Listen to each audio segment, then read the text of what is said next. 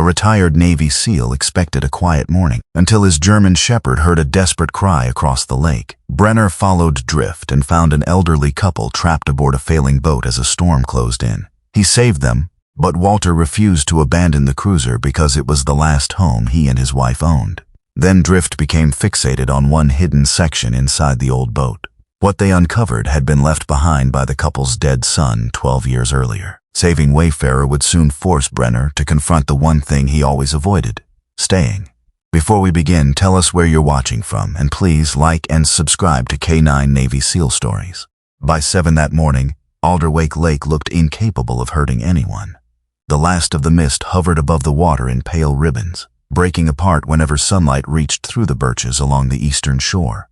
Red pines rose beyond them in dark green ranks, and somewhere far across the lake a loon called once, its voice carrying over water so still that the sound seemed larger than the bird that made it. Brenner Cole Huxley stood at the end of a weathered dock with a metal travel mug in one hand and a coil of rope in the other. At 43, he still carried the unmistakable frame of a man trained for work most people would never volunteer to do. He stood 6'1", broad through the shoulders, with the hard, functional build of someone who had spent decades valuing endurance over appearance. His face was angular and weathered, the jaw sharply defined beneath short, dark stubble. Deep blue-gray eyes sat beneath a slightly broad forehead and dark brows, always seeming to notice more than Brenner chose to mention. Years outdoors had left his skin deeply tanned and roughened around the eyes. His dark brown hair was cut short in the practical military style he had never bothered to abandon.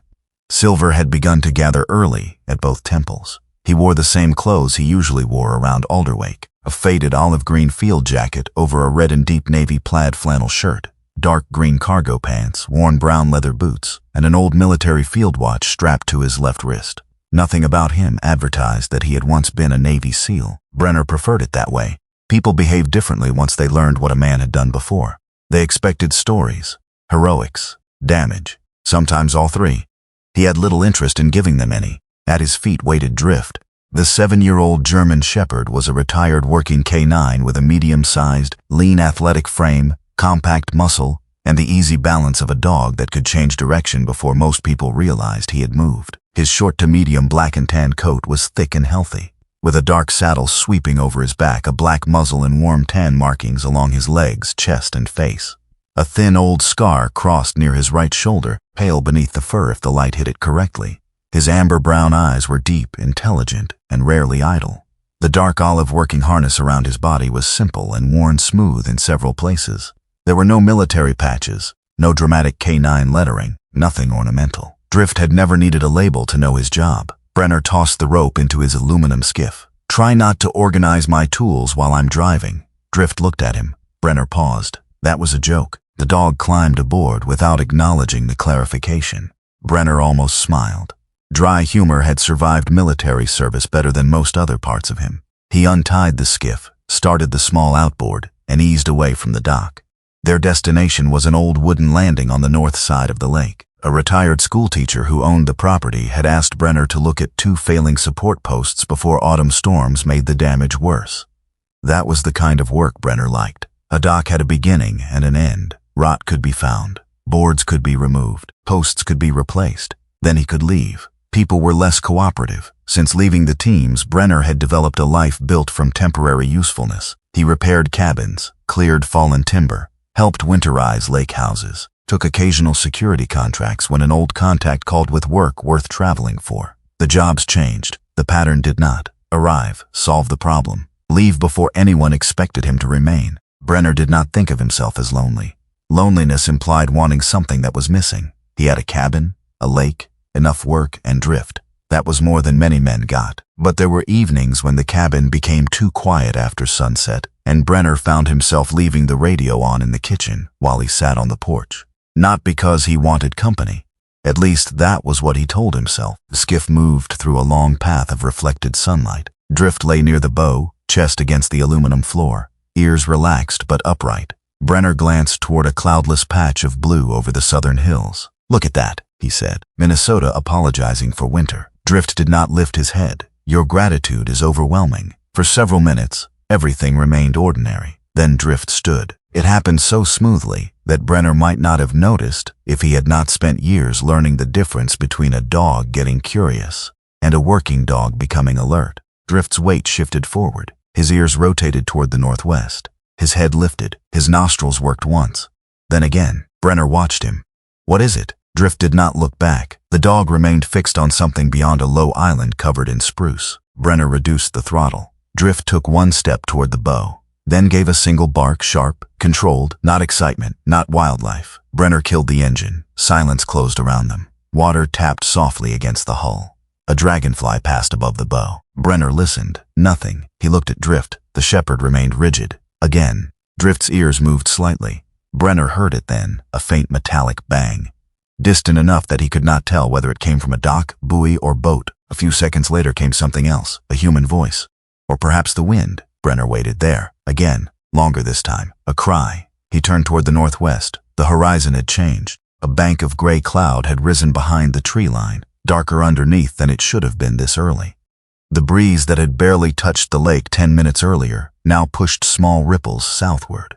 Brenner frowned. The weather radio had put the front several hours away. Weather did not care about forecasts. He restarted the outboard. Good catch. Drift lowered his body but kept his eyes forward.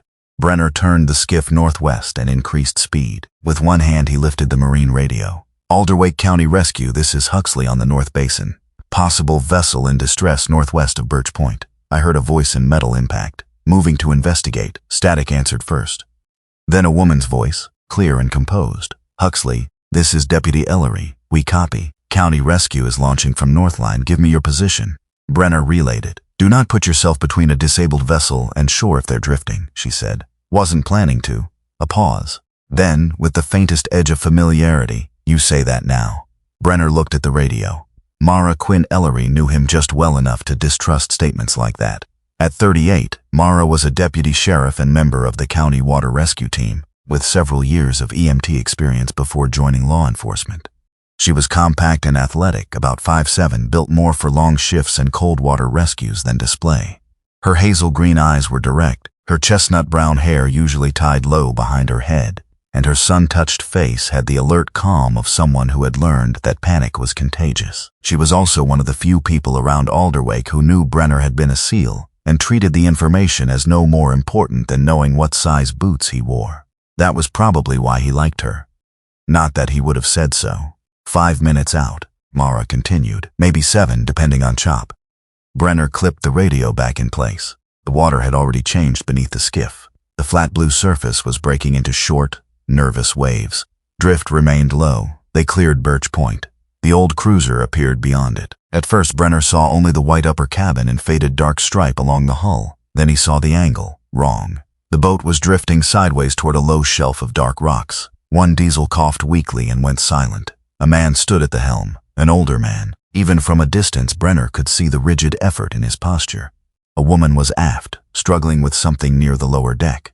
The name across the stern was still readable despite years of weather. Wayfarer. Brenner brought the skiff closer on the sheltered side. "Wayfarer," he shouted. "Can you hear me?" The older man turned. He was perhaps 5'10", but seemed shorter under the weight of age. His once broad frame lean now, shoulders slightly stooped. White hair showed beneath a cap. His face was long and square, deeply lined at the forehead and around pale blue-gray eyes. His hands were large, even from a distance, the knuckles thickened by decades of mechanical work. Walter Bellamy was 79 years old and had spent almost 40 years repairing marine diesel engines around the northern lakes. He was the kind of man who trusted machinery because machines usually admitted what was wrong with them. People, in Walter's experience, were less honest. Age had not made him gentler. It had simply made his stubbornness slower. "We lost port power," Walter shouted. "Steering's barely answering." Brenner looked aft. The woman there was small and slender, around 5'3", wrapped in a light sage green quilted jacket over a cream sweater. A beige and blue-gray checked scarf had come loose around her neck. Her white hair, cut just past her chin, blew across a softly oval face marked by age and deep laugh lines. Even from the skiff, Brenner could see that her pale blue eyes were frightened but focused. June Bellamy, 76, had spent nearly 50 years married to Walter. That required patience. It also required knowing exactly when patience had stopped being useful. She was trying to pull a loose storage box away from rising water near the stern. Leave the gear, Brenner called. June looked toward him. I'm trying. The Wayfarer rolled abruptly. June lost her footing. She disappeared behind the aft cabin wall. Walter shouted her name. Drift exploded upward. One bark, then another. He lunged toward the starboard side of the skiff, staring at the exact place June had vanished. Brenner's chest tightened. Something old and automatic switched on inside him. The lake disappeared as scenery. There were only distances, angles, weight, movement, risk. He brought the skiff alongside without letting the larger cruiser trap him against the rocks. Walter, throw me that stern line. Walter grabbed it with his left hand. His right wrist bent strangely as the boat rolled. He grimaced but threw. Too short. Brenner retrieved his own line and sent it back. Walter caught it the second time. Wrap it. Don't hold it. Walter obeyed. Brenner secured the other end to the skiff. Enough to control separation, but not enough to pretend his small boat could tow the cruiser. Drift kept barking aft. Brenner pointed to the skiff floor. Down. The dog dropped immediately. Brenner stepped across to the Wayfarer. The deck shifted under him. Water surged around his boots. June. No answer. He moved aft, then heard coughing. She was wedged in the low deck well, one leg caught beneath a collapsed folding chair and a loose storage strap. June looked up at him, pale and soaked from the waist down. I appear to have made a poor seating choice. Brenner stared at her for half a second. Even now, humor, he respected that. I've seen worse. Comforting. He cut the strap with a folding knife and lifted the chair frame away. June tried to stand. Pain crossed her face. Ankle? Mostly pride. That'll heal. A hard wave struck the stern. Brenner caught June before she fell again. Drift barked once from the skiff, not frantic. Waiting. Brenner moved June toward the rail. Can you step across? She looked at the gap between the boats. Yes. He knew that meant no. Brenner braced himself and helped guide her across while Drift stayed flat against the skiff floor, giving June as much room as possible. Once she was aboard, Drift immediately moved beside her without touching her, placing his body between June and the open side of the boat. June stared down. You're a handsome one. Drift watched the cruiser. Not very social, though. He has standards, Brenner said. A strange thing happened then. June, dripping wet and shivering, laughed. Only once, but enough to break the terror around them. Then Drift stopped looking at June. His head snapped toward the Wayfarer's cabin. His ears moved forward. He stared through the open doorway and made a low sound deep in his chest. Brenner followed his gaze. Nothing moved. For one irrational second, Brenner felt the old sensation that had followed him through darker places than this lake. The sense that danger sometimes remained in a room even after everyone believed it had passed. Walter shouted from the helm. Water's climbing! The moment vanished. Brenner moved, but the image stayed with him. Drift staring into the old boat as though something inside it had caught his attention before the storm was even finished. Brenner reached Walter. We're getting off. Walter shook his head. No, that wasn't a question. I can save the boat, maybe. Walter gripped the helm with his good hand. This is my home. That changed something. Not the decision, but the meaning of the refusal. Brenner looked around the aging cabin cruiser, the faded woodwork, the repaired gauges, a brass cleat polished smooth by years of hands, a knitted throw trapped beneath a bench. This was not a rich man's toy. It had the cluttered, worn intimacy of a place where people ate breakfast, argued, slept, and remembered things. Brenner looked back at Walter. Right now, your home is trying pretty hard to kill you. Walter's jaw tightened. I've brought her through worse. Maybe you have. Brenner lowered his voice. But your wife is already off the boat. That did it. Walter looked toward June. She sat wrapped around herself on the skiff floor, Drift close beside her. June met her husband's eyes. Walter, one word. No argument, no pleading. Walter's shoulders dropped. Brenner helped him away from the helm. When Walter tried to climb across, pain shot through his right wrist. Brenner steadied him. I'm fine. You're 79 and arguing in a storm. Walter glared. That your medical assessment? No personal observation.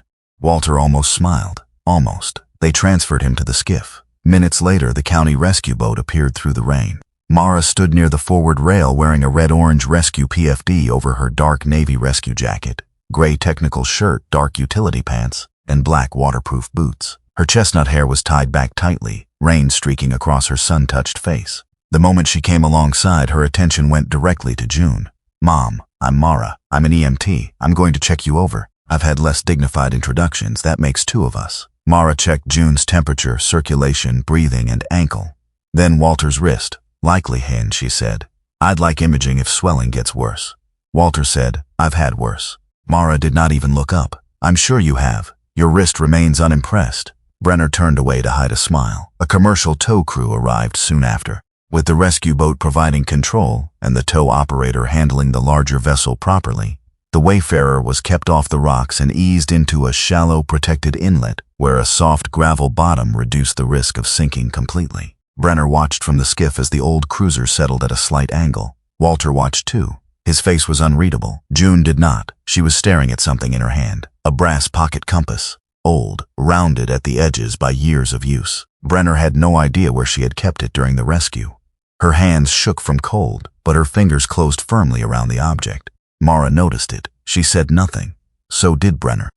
Some things announced their importance by the way people refused to let them go. By late afternoon, the storm had passed. The lake recovered quickly, almost offensively so. Sunlight returned between torn clouds. The pines shone wet. Alderwake looked peaceful again. Brenner had always disliked how nature could do that. Cause damage, then pretend nothing had happened. Mara recommended June and Walter not spend the night alone. Their winter rental in town was not currently prepared, and the Wayfarer was obviously impossible. Brenner heard himself say, "They can stay at my place." Mara looked at him, not surprised, just interested. Brenner frowned. "What? Nothing. You're doing the face. I don't have a face." "You absolutely have a face." June smiled faintly. Walter looked too exhausted to object, so they went. Brenner's cabin stood on a wooded rise above the lake, built of dark cedar with a broad porch facing west. Inside, everything had a place. Boots aligned near the door, tools stored by category, dishes stacked evenly. June looked around after Brenner gave her dry towels. "You live alone?" Brenner looked at Drift. "Apparently not." June smiled. Walter did not. He went to the porch after dinner and sat in an old wooden chair facing the lake. Brenner let him be. Later, when darkness settled among the trees, he carried 2 mugs of coffee outside. Walter accepted one. Drift followed and lay near the railing. For a while, neither man spoke. Across the lake, the Wayfarer was invisible in the dark. Walter finally said, "She's 47 years old. The boat? My wife would object if I meant her." Brenner drank his coffee. Walter stared into the darkness. "I know engines. Always have. A diesel tells you what it needs if you listen long enough." He flexed his injured hand and winced. "Lately, everything needs more than I can give it." Brenner knew Walter was no longer talking only about engines. He did not fill the silence. People often confessed more when no one tried to help them. Walter glanced at Drift. "Does he always know?" "Know what?" "When something's wrong." "No." Walter seemed disappointed. Brenner added, "He hears things I don't, smells things I can't, notices patterns." Walter nodded. "That's not what I meant." Brenner looked at him. Walter's pale eyes remained on the lake. "Does a dog ever know when something isn't worth saving anymore?" Brenner's fingers tightened slightly around the mug. He thought of men, missions, homes, pieces of himself he had stopped examining years ago. Drift lifted his head, watching both of them. Brenner said nothing. Walter seemed to accept that. The following morning dawned clear and cool. Mara had arranged for them to return to the Wayfarer briefly while the tow operator prepared the next stage of moving it. June insisted on going. Walter insisted more loudly. Brenner drove them. Drift rode in the back. The Wayfarer looked older in daylight. Rain had washed dirt from some areas and exposed stains beneath others. The cruiser sat low but stable in the shallow inlet. June collected clothing, documents, and a few personal items. Walter went straight to the helm. Brenner led him. Sometimes people needed to touch a thing before admitting it was damaged. Drift moved slowly through the cabin. He sniffed the floor, doorway, damp carpeting, nothing unusual. Then he stopped beside an old built-in cabinet against the aft bulkhead. His head lowered, nose working. He moved left, then right, sniffed again at a narrow seam near the base. Brenner watched. Drift. The dog ignored him for another second, then pawed lightly at the panel. Walter glanced over. "What's he doing?" "Checking something." "There's nothing back there." Drift sniffed the seam again. A small sneeze. Then another scrape of one paw. Walter frowned. "That cabinet's been there for years. Solid wall behind it." Brenner stepped closer. He ran his fingers along the panel. Old wood, old screws, nothing obvious. He knocked once near the upper edge, a solid sound. Then lower, different, hollow. Brenner knocked again. Walter's expression changed. Just slightly. Brenner looked at him. "You sure there's nothing behind this?" Walter stared at the panel. For the first time since the rescue, he did not have an immediate answer. Drift sat down beside Brenner and kept watching the wall. Outside, Alderwake Lake glittered beneath a cloudless northern sky as if the storm had never happened at all. Inside the Wayfarer, something behind the old cabinetry, answered Brenner's knuckles with an empty sound. Northline Marine sat at the end of a narrow road that cut through red pine and birch before opening onto the western edge of Alderwake Lake. From the road, the place looked less like a marina than a collection of practical buildings that had survived several generations by refusing to become fashionable. 3 long metal sheds stood behind a gravel yard. A faded travel lift straddled a concrete launch well. Stacks of blocking timber, shrink-wrap frames, old propellers, engine crates, and aluminum ladders occupied every space that had not been deliberately kept clear. The air smelled of wet wood, diesel fuel, fiberglass dust, and cold lake water. Brenner liked it immediately. There was nothing decorative about the place. Everything had a purpose. By mid-morning, Wayfarer arrived under professional tow. Walter stood beside Brenner near the haul-out, well as the old cruiser was guided between the lift pilings. His injured right wrist had been wrapped overnight, and he kept it close to his body while pretending he was not protecting it. June stood several yards away with Drift. The German Shepherd remained calm beside her, dark olive harness snug across his black and tan coat. He watched the men, the moving straps, the creak of equipment, and the changing angle of Wayfarer with the focused attention of a dog who understood that large objects behaving strangely deserved respect. June kept one hand near his shoulder without quite touching him. The great fabric slings dropped beneath the cruiser. Walter's jaw tightened. Brenner noticed. "You ever watch her come out before?" he asked. "Every few years." Walter's pale blue-gray eyes stayed on the boat. "Not like this." The lift operator raised one hand. The machinery engaged. Water streamed from Wayfarer's hull as 43 feet of aging fiberglass slowly rose from Alderwake Lake.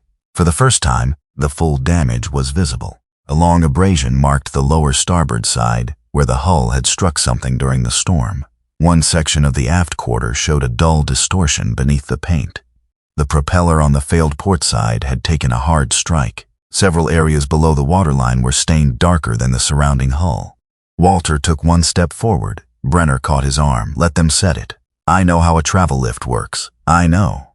Walter looked down at Brenner's hand. Brenner released him. There were 100 ways to insult a proud man without meaning to.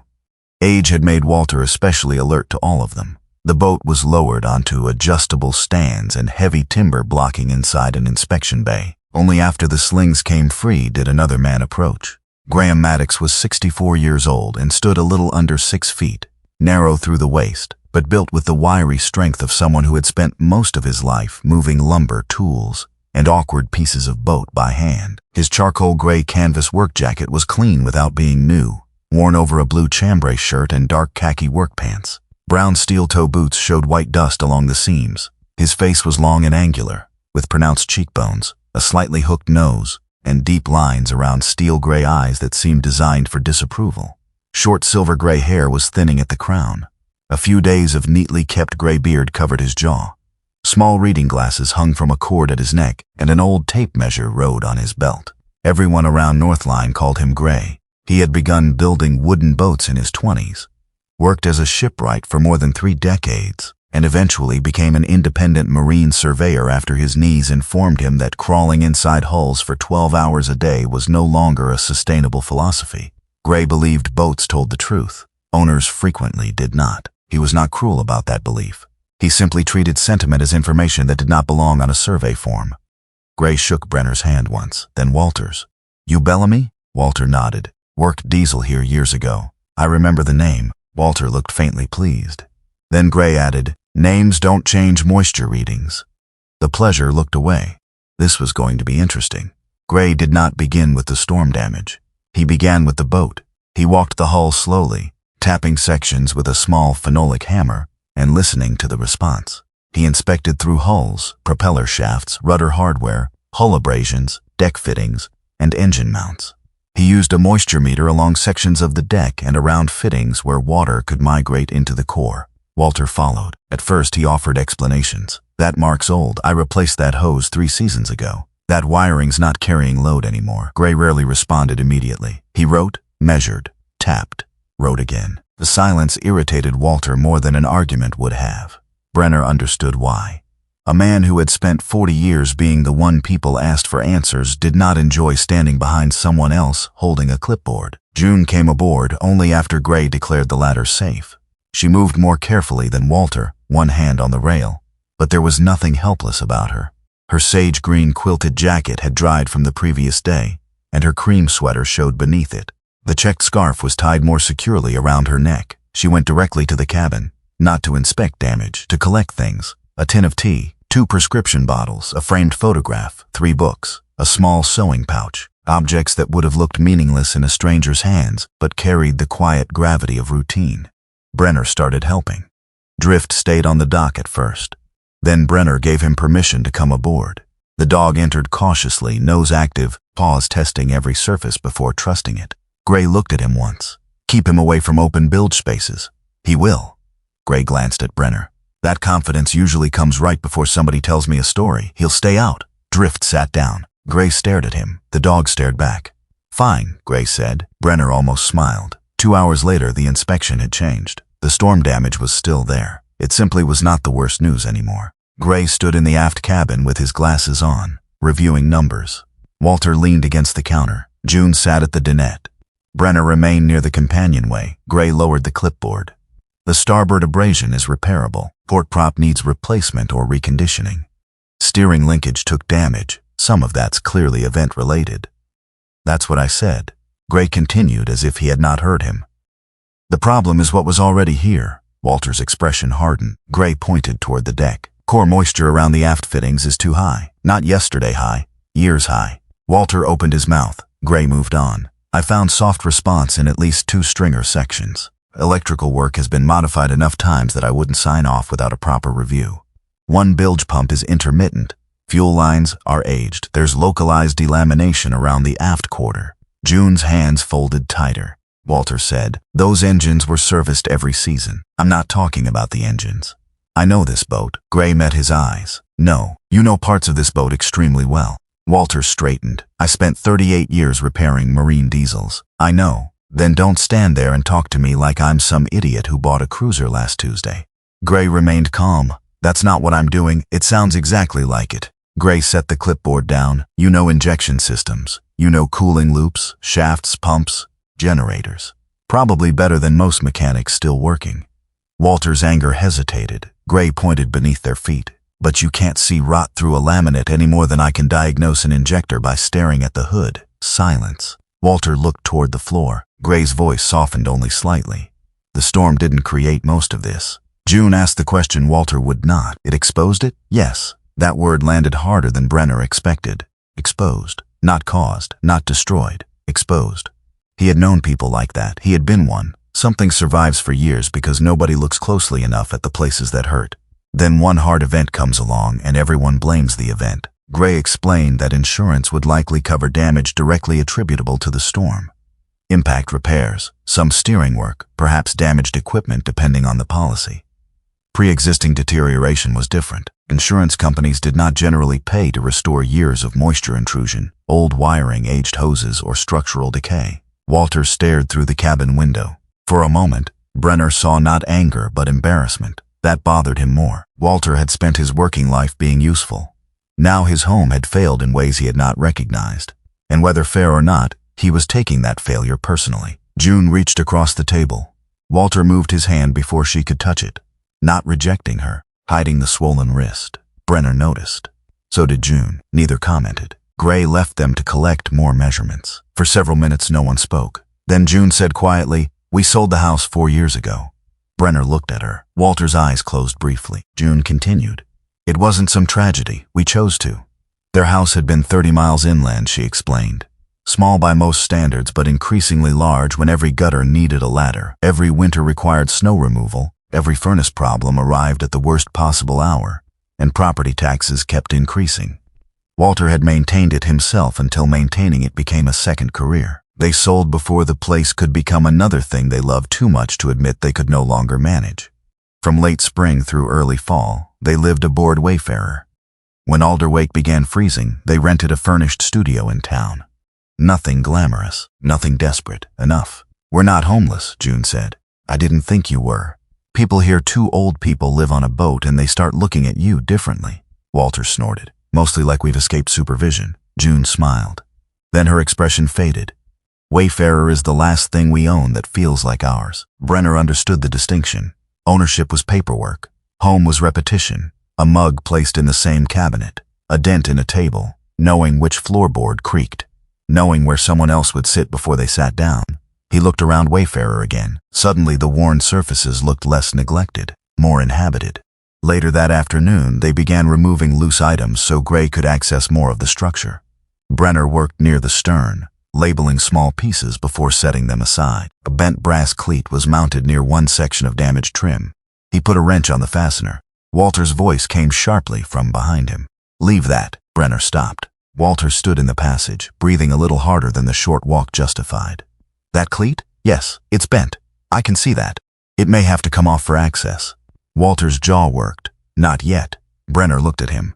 There was something beneath the irritation. Not pride this time. Pain. "Fine." Walter relaxed by half an inch. Then almost unwillingly he said, "Even installed it." The name meant nothing to Brenner. But June, across the cabin, became very still. Walter walked away. No explanation, no context. Brenner did not ask. He had learned that names spoken like that usually came with rooms people were not ready to open. A while later, June handed Brenner a framed photograph to wrap. He saw it, before covering the glass. Walter, perhaps 20 years younger, stood beside Wayfarer with less white in his hair and more breadth in his shoulders.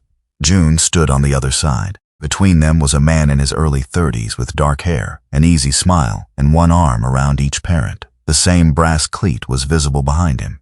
Brenner looked up. June had already turned away. He wrapped the photograph carefully. That evening, Gray called them into the inspection bay. He had written 3 headings on a yellow legal pad. The first was simple: repair enough storm damage and basic systems to make the boat marketable. Walter hated that immediately. The second was more expensive: repair structural and mechanical defects sufficiently to return Wayfarer to service as a safe seasonal vessel. The third was by far the longest: structural repair, electrical modernization, reliable bilge system, fuel line replacement, accessible interior changes, safer steps, better lighting, handholds, changes that would allow 2 people in their late 70s to continue living aboard for part of the year without pretending they were 40. Gray did not call it a renovation. He called it reality. Walter looked at the estimated ranges, then laughed once. There was no humor in it. "So we sell her." June looked at him. "We haven't decided that. I just did." "No." Walter turned. June did not raise her voice. That made her more formidable. "We decide together." Walter looked back at the paper. "I'm not pouring everything we have into an old hull because neither of us knows when to quit." Brenner heard the sentence. "Everything we have, not just money." Gray closed the clipboard. "I don't need your answer today. I gave you one." Gray shrugged. "Then you can give me the same one tomorrow." Walter stared at him. "You always this pleasant, only on boats." For the first time all day, June laughed. Even Walter's mouth moved, barely. The tension broke just enough. Brenner looked at Gray's list. "Before they decide how much do we actually know?" Gray studied him. "Enough to know it's expensive. Not enough to know what's salvageable." "No." Brenner nodded toward the boat. "Then strip what needs stripping. Open up the suspect sections. No cosmetics, no promises. We find out what's real." Walter frowned. "With what money?" "I didn't say I was buying you a boat. That's not what I asked. I've got tools. I've got time for a few weeks. You know the mechanical systems." Gray knows structure. Gray raised one eyebrow. "I like how I got volunteered." Brenner looked at him. "You charge." "I do." Problem solved. Gray almost smiled. Walter did not. June watched Brenner carefully. "What do you get out of it?" That was the dangerous question. Brenner could have said nothing, could have said he liked difficult projects, could have lied. Instead he said, "I'd rather know whether it can be saved before somebody cuts it apart for scrap."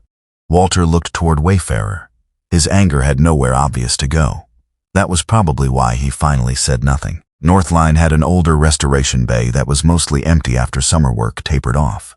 The yard manager agreed to rent it at a reduced off-season rate for several weeks. It was not charity.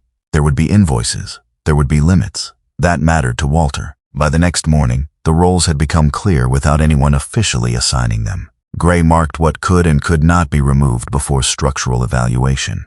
Brenner handled demolition, lifting, tool organization, and labeling.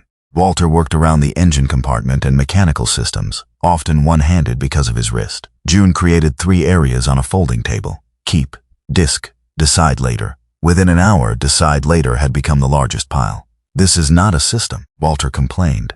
"It's a marriage," June replied. Brenner removed an old cabinet door. Walter put it in keep. June moved it to disc. Walter moved it back.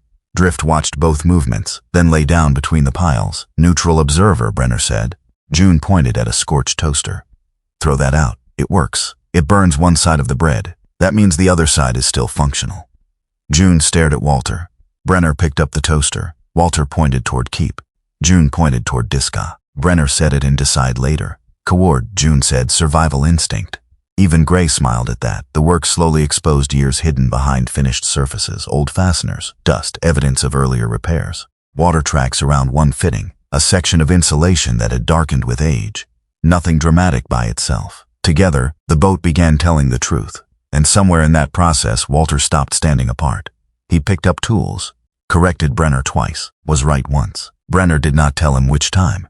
Near mid-afternoon, Brenner reached the built-in cabinetry along the aft bulkhead. Gray had already approved its removal. The lower section came away first. Behind it was old framing, then another panel. Drift, who had been lying near June's table, stood. The shepherd approached but did not paw at anything. He simply lowered his head and drew several breaths along a narrow seam, then sneezed. Gray glanced over. Dust? Maybe. Brenner crouched. There were faint rodent marks near one edge. Nothing supernatural. Nothing mysterious in the way people liked mysteries to be. Just an old boat with gaps, paper, fabric, and enough years for mice to have opinions about storage. Brenner removed the next section. Behind it sat a shallow recessed door no one had expected. Walter moved closer. What the hell? Gray brushed away dust. Locker. Walter stared. I thought that was removed. When? Years ago. How many? Walter hesitated. 10, maybe more. June stepped closer. Her expression changed before Brenner understood why. Walter rubbed one hand over his mouth. I rebuilt this cabinet after. He stopped. After. No one asked after what. Brenner loosened the corroded latch. The small door resisted, then opened with a dry crack. Inside was a narrow chart locker. Dust covered the interior. There was evidence mice had once nested in one corner, though the nest itself was old. 3 things remained untouched farther back. A canvas-covered drafting tube, a worn sketchbook, and an envelope. Brenner reached in carefully. The tube was light. The sketchbook had yellowed edges. The envelope was addressed in faded handwriting. He did not read it aloud. June was already staring at the words. Her face went pale. Walter saw them next. His entire body seemed to stop. Written across the front were 4 words, for Mom and Dad. June lifted one trembling hand but did not take the envelope. That's his handwriting. Brenner looked at her. She swallowed. Evens. For several seconds, even Gray said nothing. Drift sat beside the open locker, ears relaxed now, watching the humans rather than the wall. Walter stared at the envelope as if 12 years had disappeared and returned all at once. And for the first time since Wayfarer came out of the water, no one in the restoration bay was thinking about rot, insurance, money, or whether the old boat could ever float again. They were thinking about the man whose name had been spoken only once, and what he had left behind. The first page was not a blueprint. That mattered. Gray made sure everyone understood it before anyone began imagining walls moved, windows enlarged, or half the Wayfarer rebuilt according to the wishes of a man who had been gone for 12 years. What lay across the folding table inside Northline Marine was something much more personal and much less complete. Pencil sketches, measurements, notes in the margins, rough elevations, lists of materials Evan had apparently been considering. Some pages were tidy and architectural. Others had coffee rings, crossed-out dimensions, arrows pointing nowhere, and sentences squeezed between drawings as if an idea had arrived after the page was already full. June stood beside the table with both hands resting on its edge. Walter remained several feet away. He had not touched any of it. Brenner watched them both.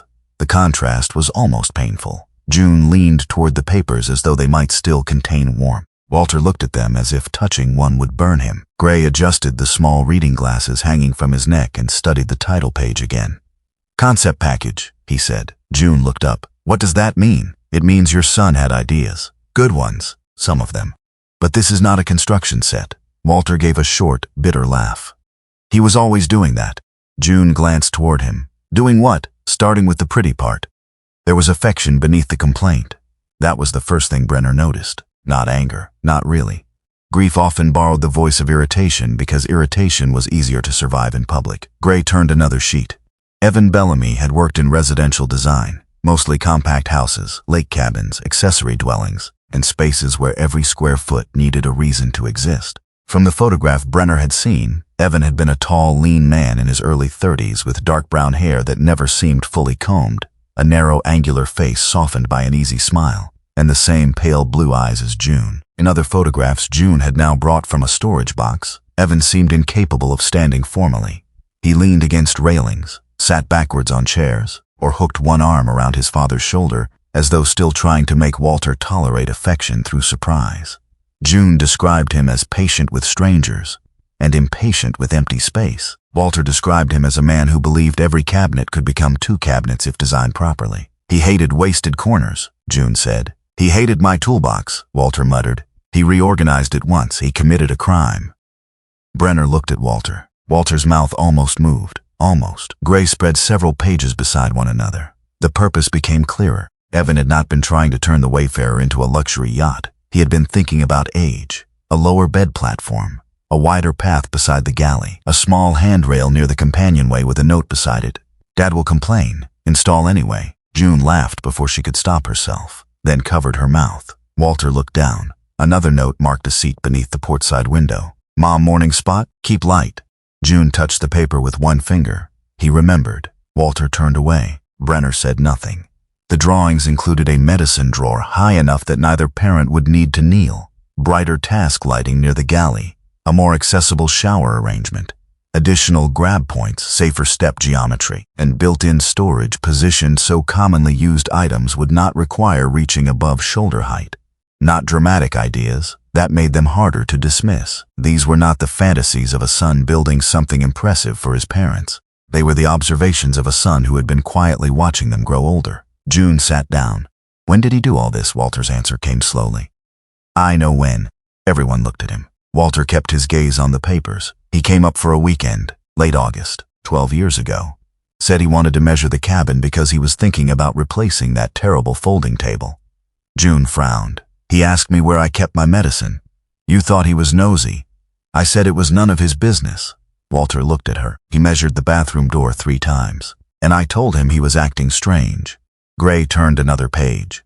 The measurements matched that memory. Brenner could almost see it. A son moving through the boat with a tape measure. A father complaining. A mother answering questions without knowing why they were being asked. Ordinary irritation. Ordinary love.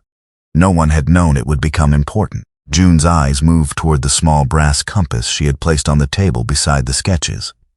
Brenner had seen her hold it through the storm. Now, under fluorescent shop lights, it looked older than he had realized.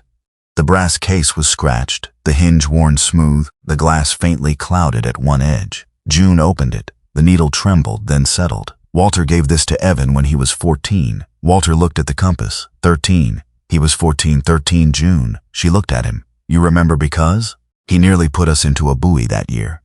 June's expression changed. A small smile appeared. Walter finally stepped closer. He wanted to steer, he said, wouldn't stop asking. So I gave him that compass and told him he could hold heading for 10 minutes, which became 40, because he wouldn't give the helm back. June touched the worn case. After Evan died, she explained, the compass had been returned with some of his things. Walter never asked for it. June never offered. She simply carried it, not every day, but often enough that the metal had stayed polished at the edges by her thumb. Brenner understood that kind of object.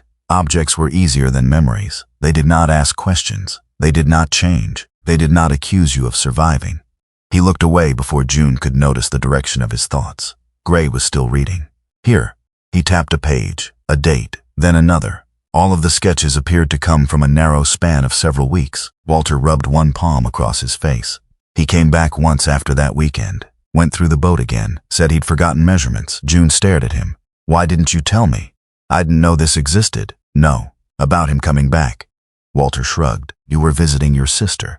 12 years had reduced an ordinary forgotten detail to something precious. June turned another page. There was a rough note about their upcoming wedding anniversary. 45 years. The timeline finally made sense. Evan had meant the refit to be a surprise. Not a completed boat, perhaps. Not even a fully engineered project. But a proposal, a plan, a way of saying he had been paying attention. A few months later, he died on an icy county highway after a pickup crossed the center line. No grand tragedy, no final message, no meaningful last words. A phone call after midnight. A highway patrol officer at a hospital. A life divided into before and after by weather, tires, and a stranger's moment of lost control. Walter had not gone near the Wayfarer for almost a year afterward except to winterize it. June had gone twice. Both times she had sat inside without starting the engines. 2 years later, Walter replaced old cabinetry along the after section because he could no longer stand looking at the surfaces Evan had last worked around. He remembered the old chart locker being there once, but somewhere between grief, dismantling, rebuilding, and simply trying to function, he had assumed it had been removed. Instead, he had sealed it behind new cabinetry. The papers waited. Years passed, and nobody knew. June picked up one page and held it against the light. Maybe we should do it. Walter's head snapped toward her. Do what? This. She gestured to the drawings. Walter stared. You're serious? Yes. June, what? You think we're going to turn the boat into Evan's unfinished project and live inside it? Her face tightened. That's not what I said. It's exactly what you said. No. I said maybe we use what he left. Walter took a step back from the table. We've spent 12 years learning how to walk into a room without expecting him to be there. June's eyes glistened. And you think rebuilding this boat from his drawings is going to help? I think pretending these pages mean nothing won't. They don't mean nothing. Then stop treating them like they do. Walter's jaw hardened. Brenner saw the moment pride joined grief. That combination was dangerous because neither emotion liked to retreat. Walter pointed toward the drawings. If we build all that, every cabinet becomes Evan. Every handle becomes Evan. Every morning becomes some damn conversation with a dead man who isn't coming back. June went very still. Walter's voice broke only once. I will not live in a floating memorial. No one spoke. Even Gray looked away. Drift, resting near Brenner's boots, lifted his head. The shepherd studied Walter. Then June. No barking, no supernatural intervention. He simply got up and moved toward June, stopping beside her chair without touching her. June rested one hand on the dog's shoulder. Drift accepted it. Brenner watched Walter watch them. Something in Walter's face softened and hardened at the same time. That was the rehook. Not a mystery, not a hidden object. Just the unexpected realization that Walter was not resisting Evan because he wanted to forget his son. He was resisting because he remembered too much. And Brenner understood that more deeply than he wanted to. Gray broke the silence. Before either of you turns this into a theological argument, I need to ruin everyone's day. Walter looked at him. Gray tapped the drawings. You cannot build this exactly as drawn. June blinked. Why? Because some of it is 12-year-old concept work. Some of it ignores current condition. Some of it adds weight where I don't want added weight. This window enlargement would require reinforcement. This countertop note suggests stone, absolutely not at that thickness. And this shower arrangement shifts too much load to one side unless we redesign the base. Walter folded his arms. Thank you. Gray looked at him. I'm not taking your side. Walter's expression soured. Gray continued. Your son understood how people use space. He was thinking about aging well before either of you wanted to. June smiled faintly. That sounds like him. But he did not finish the engineering. That matters. Brenner looked over the drawings. So we keep the intent. Gray nodded. And redesign the execution. Walter remained silent. Gray picked up the page with the note about June's morning seat. This, fine idea. Another page. Safer handholds, very good. Another. Better lighting. Sensible. Then he tapped a proposed wall alteration. This? No. June exhaled. Gray looked at both of them. You are not finishing Evan's dream. You are deciding whether any of his ideas still serve the two people standing here now. That changed the room. Not completely, but enough.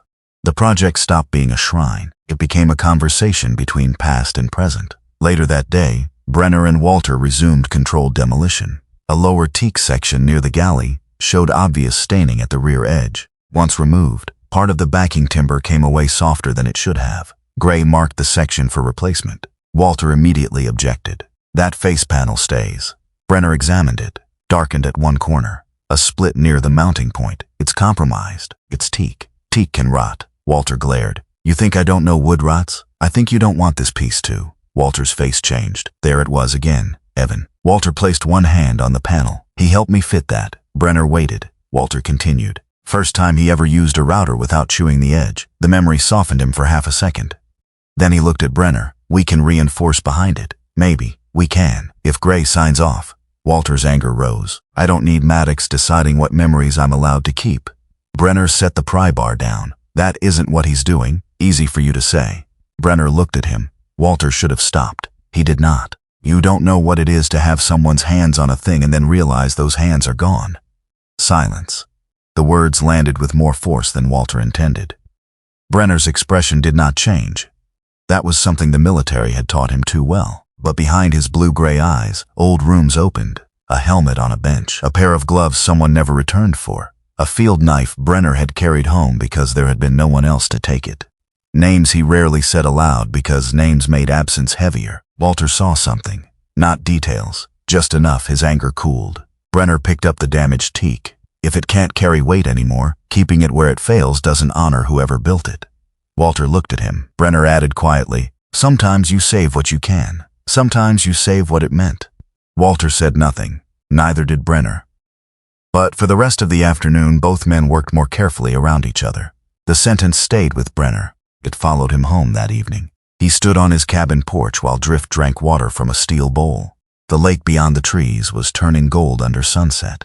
Brenner thought about the life he had built after leaving the teams. Short jobs, temporary contracts, useful skills, no commitments longer than necessary. He had always called it freedom. Tonight, for the first time, another word occurred to him: preservation. Perhaps he had been preserving the version of himself that knew how to survive by leaving. Perhaps he had never asked whether that version could still carry the weight. He hated the thought, so he went inside. The next morning brought money into the room. Money had a way of making emotional plans measurable. An insurance adjuster had confirmed what Gray expected. The policy would cover a meaningful portion of direct storm damage, including some hull repair and damaged steering components. It would not cover old rot, not most of the rewiring, not accessibility improvements, not the refit inspired by Evan's sketches. Walter looked at the numbers and went quiet. June left Northline shortly before noon. Walter assumed she needed air. She returned carrying a thin folder. She placed it on the folding table. Walter opened it. His expression changed. "No." June sat down. "It's mine too." "No." Brenner looked away instinctively, but their voices carried. Walter held up a statement. "You kept this?" "Yes." The account was a certificate of deposit June had maintained for years from money inherited after her mother died, supplemented with small amounts she had quietly added over time. Not a fortune, enough to matter. Walter stared at her. "That's emergency money?" June folded her hands. "What exactly are you waiting for? This isn't an emergency. No, it's our life. We're supposed to keep that for when we're old." June blinked, then looked at Brenner, then Gray, then back to her husband. "Walter," he frowned, "we are old." Gray abruptly became very interested in a moisture reading across the room. Brenner studied a tool rack. June continued, "I don't mean dying, I mean now. This is the age we saved it for." Walter shook his head. "What if one of us needs care later, then we deal with that later? That's irresponsible." "No. Spending every year afraid to use what we saved for those years is irresponsible." Walter looked wounded. June softened. "I'm not spending all of it." He looked at the statement again. "I don't want Evan's unfinished idea eating our future." June reached across the table. This time Walter did not move his hand away. "Then don't build it for Evan." She waited until he looked at her. "Build it for us." The words did more than the argument had. Walter sat down. No agreement, but no refusal. That afternoon, work resumed. Brenner moved to a section near the engine compartment where Gray wanted flooring opened for inspection. He marked the cut line. Drift had been wandering calmly through the restoration bay after spending most of the morning asleep near June's chair. The shepherd approached, stopped. His nose lifted. One breath, then another. He sneezed. Brenner looked down. Drift stepped backward. "Come on." The dog did not move. Brenner pointed past him. "Drift." Normally that was enough. Not this time. The German shepherd lowered his head, sniffed toward the open access gap, then backed away another step. No growl, no panic, just refusal. Brenner set the cutting tool down. Walter noticed. "What's wrong? Don't know." Gray came over. Drift sneezed again. Gray crouched, then stopped before leaning into the compartment. His expression sharpened. "Ventilate." Brenner immediately killed nearby electrical sources and opened the bay doors wider. Gray used a gas detector from his kit near the compartment. The reading climbed. Not explosively high, but high enough to make cutting into the floor a bad idea. They traced the problem to an aged fuel hose below the flooring. A slow seep had allowed vapor to collect in an enclosed section. Walter looked at the hose. His face darkened. "I checked those lines." "When?" Gray asked. Walter thought. 2 seasons ago. Gray did not lecture him. "That's why we inspect again." They replaced the immediate danger with temporary safe containment and marked the entire fuel system for review. Walter stood beside Drift afterward. The shepherd looked up at him. Walter pointed one thick finger. "You don't know what you smelled." Drift blinked. "You're not an engineer." Drift sat. Walter looked toward Brenner. "He gets 1 vote." Brenner folded his arms. "1?" Walter considered. "Non-binding." June smiled from across the bay. "More than you gave me yesterday." Walter pretended not to hear. By late afternoon, Gray gathered them beside a whiteboard mounted to the wall. He drew one line across the calendar, mid-October. Northline's last practical launch window before colder weather, reduced staffing, and seasonal shutdown procedures began complicating everything. "If you want Wayfarer back in the water this season," Gray said, "major structural work, systems review, and anything required for safe launch needs to be complete before this." Walter studied the date. June did too. Brenner looked at the boat. It no longer seemed like one problem. It was dozens: wood, fiberglass, fuel, electrical, money, memory, age, and somewhere inside all of it, the unfinished intention of a son who had once looked at his parents and imagined them growing old before they were ready to imagine it themselves. Gray capped the marker. "No shortcuts." Walter nodded. "No shortcuts." Brenner looked at Drift. The dog had already lain down beneath the table, apparently unconcerned by calendars, grief, insurance, or the amount of work required to repair a 47-year-old boat. Brenner almost envied him. Mid-October was not far away. For the first time, Wayfarer had something more dangerous than hidden rot. It had a deadline. The Wayfarer stopped looking like a boat before it began looking like a home again. For nearly 2 weeks, it existed as a skeleton of exposed structure, labeled wiring, open access panels, removed cabinets, stacked trim, and carefully numbered pieces of hardware spread across the restoration bay at Northline Marine. Gray preferred it that way. He had little patience for projects that tried to become beautiful before becoming safe. "Pretty doesn't keep water out," he said one morning while standing beneath the aft deck with a flashlight. "And polished brass has never prevented structural failure." Walter, who was sorting engine parts nearby, grunted. "You rehearse these speeches?" "No shame. They sound rehearsed." Gray ignored him. Brenner did not. The corner of his mouth moved. Work had changed the rhythm of the place. Every morning Brenner arrived before most of Northline's staff, usually with Drift in the passenger seat and a thermos wedged between the center console and his toolbox. He still wore the same olive-green field jacket over his red and deep navy plaid flannel shirt, dark green cargo pants, worn brown leather boots, and the old military field watch on his left wrist. By the end of each day, the jacket usually carried some combination of fiberglass dust, cedar shavings, grease, or pencil marks. Drift had adapted to the yard with the seriousness he gave most new environments. The 7-year-old German Shepherd learned which doors opened unexpectedly, which forklifts made noise before moving, which workers dropped food, and exactly where he could lie without being stepped on. At least in theory. In practice, Drift developed a talent for occupying whichever patch of floor someone needed next. "Move," Brenner told him one morning. Drift opened one amber eye. That was not a suggestion. The dog sighed, rose, moved 3 feet, and lay down directly in front of Walter's rolling tool chest. Walter stared at him. "He's doing that on purpose. He has standards. His standards are inconvenient. He learned from you." Walter looked at Brenner, then laughed once. The sound still came rarely, but it came easier now. The first major job was the damaged stringer sections. Gray marked the exact boundaries of material that needed removal, and refused to let anyone extend a cut simply because access would be easier. Brenner handled most of the demolition and prep. He understood leverage, load, rigging, and the practical discipline of not putting fingers beneath things that could shift. But he did not pretend to be a shipwright. When Gray told him to stop, he stopped. When Gray asked for another support under a section before cutting, Brenner added it. When a laminate schedule needed technical interpretation, Brenner asked. That, more than anything, earned Gray's respect.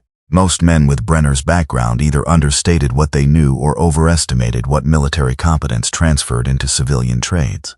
Brenner did neither. He knew how to learn. The rotten deck core came next. Sections around old fittings were carefully opened, damaged core removed, surrounding material dried and prepared, then rebuilt with marine-appropriate materials under Gray's supervision. The fuel system received new lines where age and access justified replacement. The steering components were overhauled. The bilge arrangement was redesigned with a reliable primary pump, a backup system, and an alarm that would tell Walter and June something was wrong before water reached their ankles. Electrical work was the one area Gray refused to let anyone improvise. Northline brought in Tessa Morrow, a licensed marine electrician in her early 40s. She was a compact woman of average height with sun-browned skin, straight black hair cut blunt at her jaw, and dark eyes that missed very little. She wore a navy work shirt beneath a gray utility vest, heavy work pants, and scuffed composite toe boots. Her manner was calm but unsentimental, and she had an irritating habit, at least according to Walter, of cutting out old wiring without first allowing him to explain why it had once been perfectly reasonable. "It was fine when I installed it," Walter protested as she removed an abandoned run near the panel. Tessa looked at the wire. When? Walter hesitated. Clinton administration, she nodded. Then it served honorably. Brenner laughed outright. Walter pointed at him. You're enjoying this too much. Tessa replaced critical AC and DC runs, updated protection where necessary, cleaned up unlabeled modifications, and insisted that every new circuit be documented properly. Brenner appreciated her immediately. Clear labels had emotional value. Walter called that proof Brenner needed more hobbies. The mechanical work produced a different kind of change. Northline assigned a younger mechanic named Caleb Dorsey to help with the diesel systems.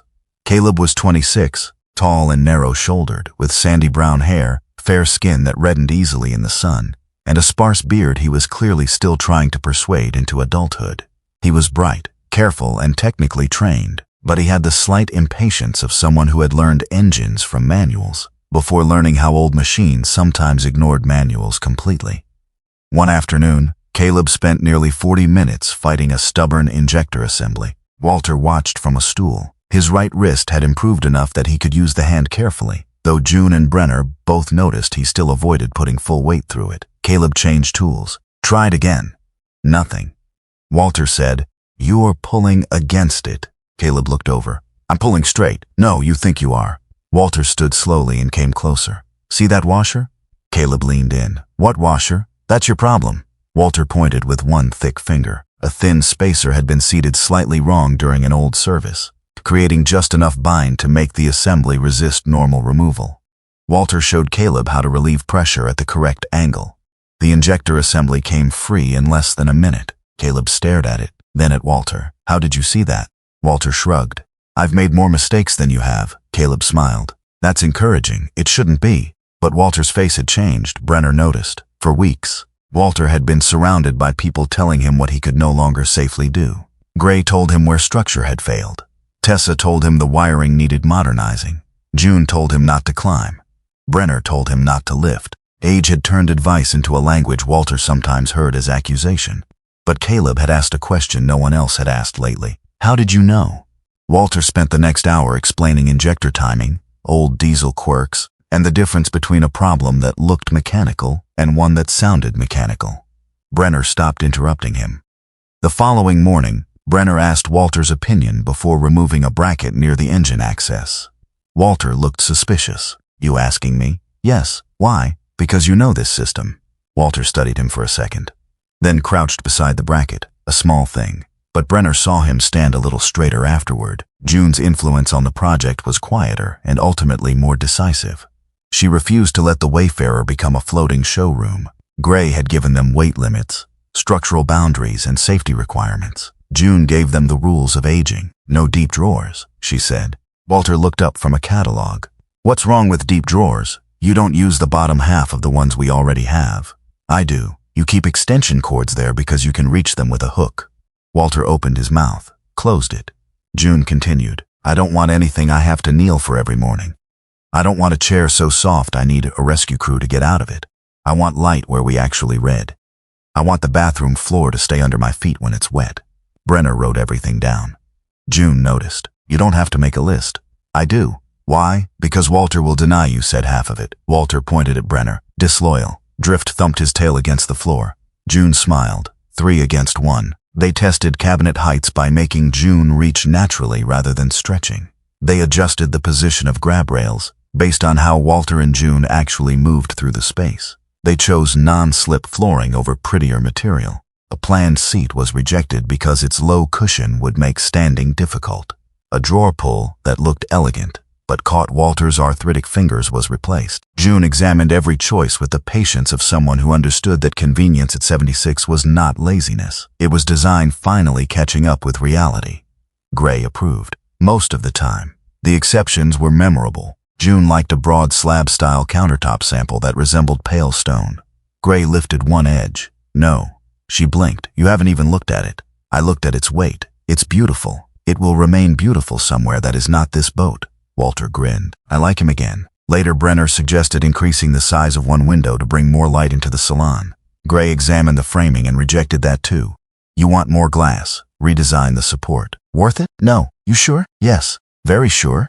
Gray stared at him. Brenner raised both hands. "Existing window it is." They chose lighter marine-grade cabinetry, cedar veneer instead of full-thickness cedar where appropriate, and a lightweight solid surface countertop. Wayfarer began gaining warmth without gaining unnecessary weight. Help came from outside, though never enough to make the project easy. A lumberyard owner Walter had known years earlier sold them a bundle of clear cedar off-cuts at near cost, because the lengths were inconvenient for larger jobs. A retired welder loaned Gray a jig they needed for a small reinforcement.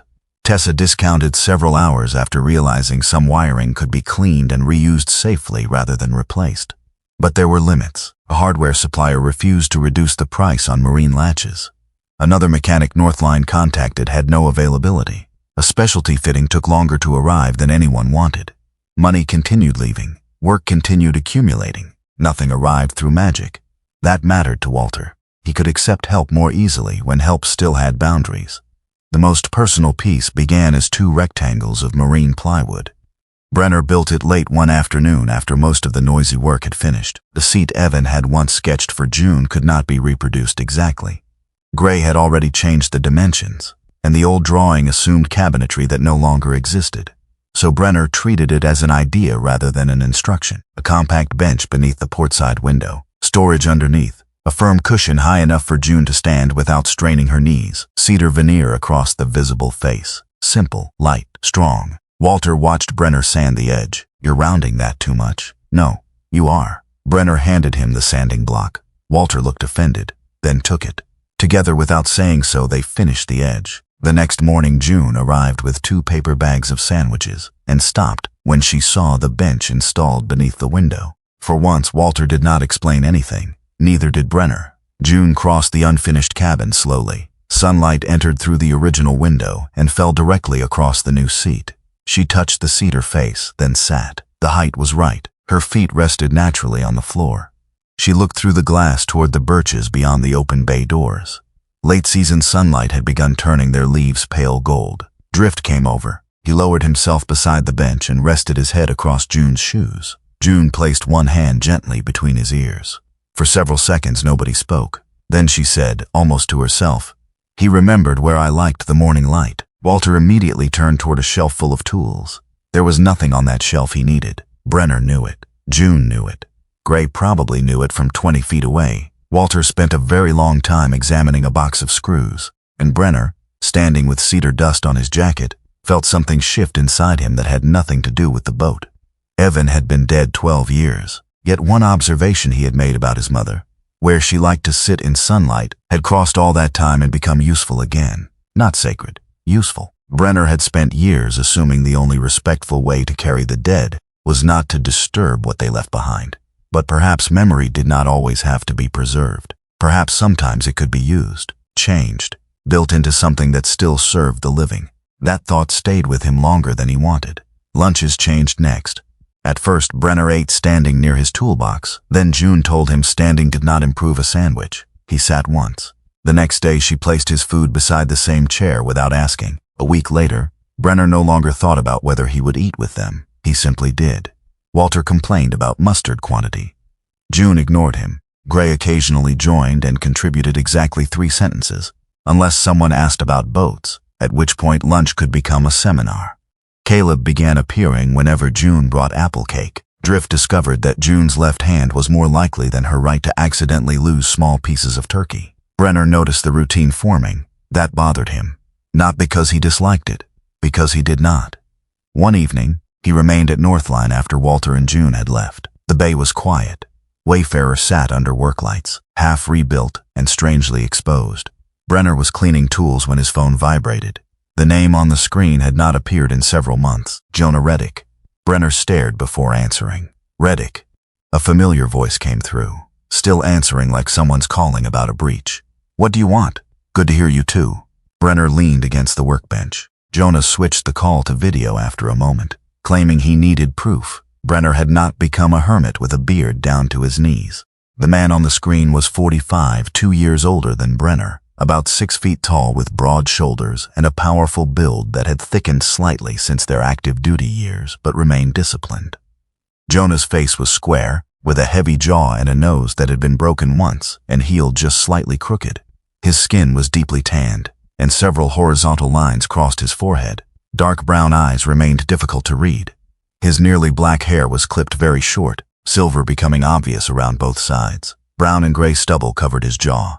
He wore a dark brown waxed canvas jacket over a plain charcoal Henley, dark gray utility pants visible when he briefly stood, and a black field watch on his wrist. Jonah had been a Navy SEAL long enough to acquire many of the same silences Brenner carried, but unlike Brenner, he had converted the structure of military life into private security work almost seamlessly. Jonah liked clear contracts, clear teams, clear destinations. He had never understood why Brenner kept disappearing into rural places between jobs. He also never judged him for it. "I've got something," Jonah said. "Of course you do. 6 months. Where?" "Overseas. Corporate protection. Low drama by our standards. That phrase has killed men."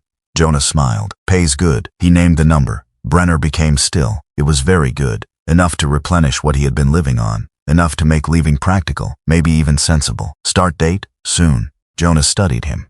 "You doing anything?" Brenner looked behind him at the Wayfarer, the exposed cabin. Tools. June's new seat. Drift asleep beneath the folding table. "A project." Jonah glanced past the camera. "That a boat?" "Technically." "You repairing it?" "Helping." Jonah nodded slowly. Then said the dangerous thing. "You always hated staying in one place too long." Brenner did not answer. Jonah had not meant it as criticism. That made it worse. It was simply a fact established by years of behavior. "Give me a few days," Brenner said. "I can do that." The call ended. Brenner remained against the bench. Drift lifted his head. "You don't get a vote on this one." The shepherd yawned. Brenner put the phone away. The next morning, Walter arrived earlier than usual. He was carrying several invoices. Gray had updated projected costs now that more of the structure was visible, and several systems had been properly assessed. Walter stood alone at the folding table reading the total. Brenner saw his expression before Walter realized he was there. Not anger. Fear. Walter looked toward the Wayfarer, then toward June's seat, then back to the numbers. Brenner recognized that look because he had seen a version of it in mirrors. The instinct to solve attachment by leaving it first. "Morning," Brenner said. Walter folded the papers too quickly. "Morning. You good?" "Fine." Brenner knew better. He also knew pushing Walter would accomplish nothing. So he went to work. All day, 2 decisions lived quietly inside the restoration bay.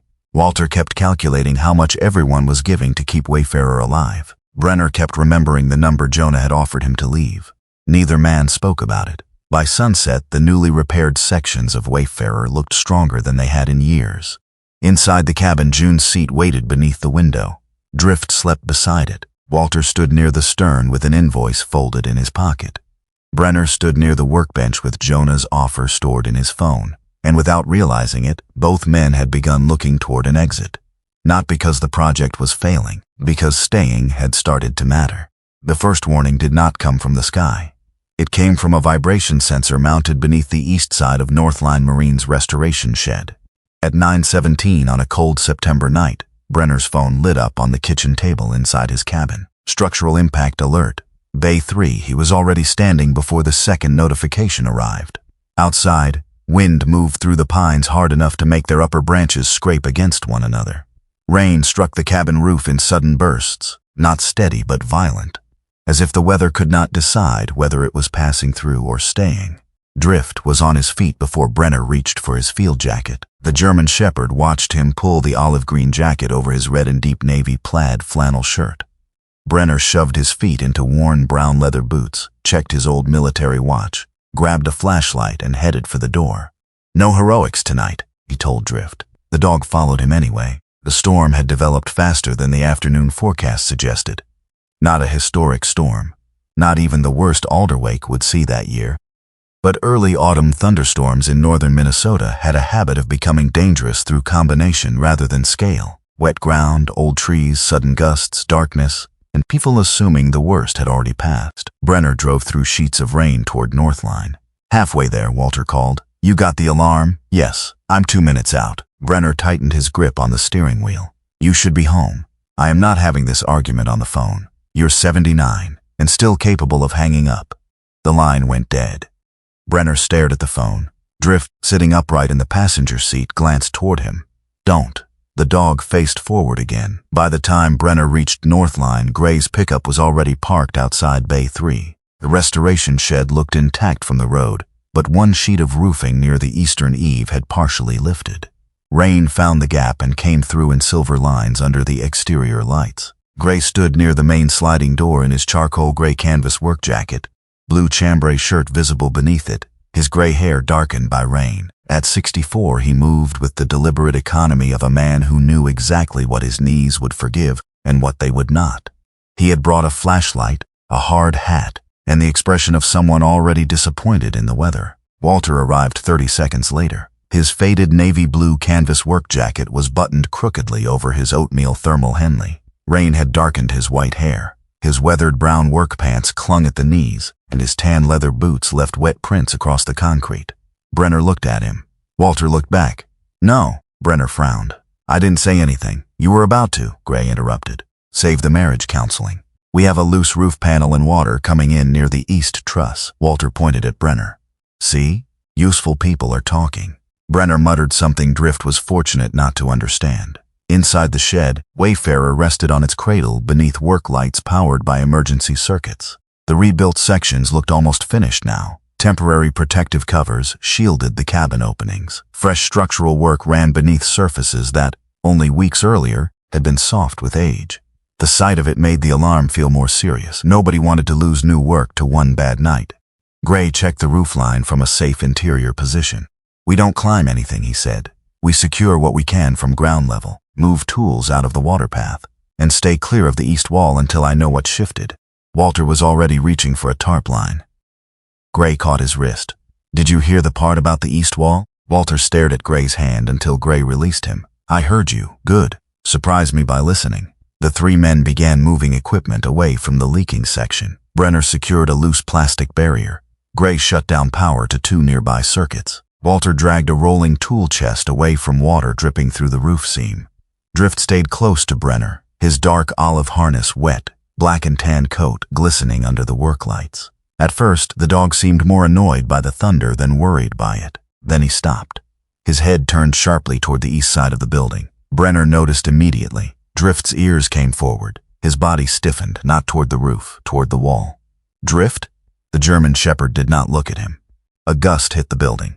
Metal rattled overhead. Walter said something about moving another cabinet. Drift gave a low growl. Gray turned.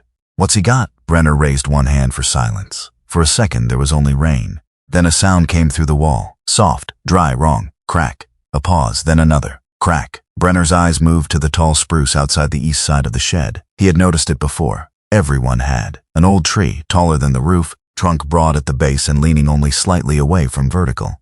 Wet soil, high wind, old roots. "Move!" Brenner shouted. Walter turned too slowly. Brenner covered the distance in 2 strides, grabbed the back of Walter's canvas jacket, and pulled him away from the wall. Walter swore. Then the spruce came down. The first impact sounded like an explosion above them. Branches smashed through the outer edge of the roof. A sheet of corrugated metal folded inward. A heavy limb struck the side of the cradle supporting Wayfarer. One adjustable stand kicked sideways. The cruiser shifted several inches. Gray shouted for everyone to clear the bay.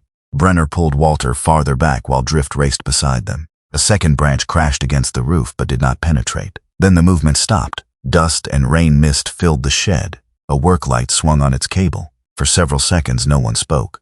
Walter stared at Wayfarer.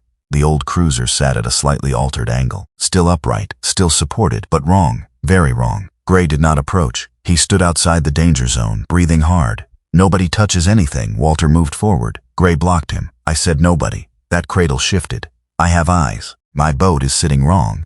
And if the load path is unstable, you walking under it won't improve the geometry." Walter looked like he might argue. Then another small piece of roof slid down and struck the concrete. He stopped. Brenner looked at Drift. The dog stood beside him, breathing quickly but controlled. His warning had bought them seconds, that was all. Sometimes seconds were enough. The storm moved east before midnight. North Line remained closed until daylight. Nobody inspected Wayfarer that night. Gray insisted. Walter hated it.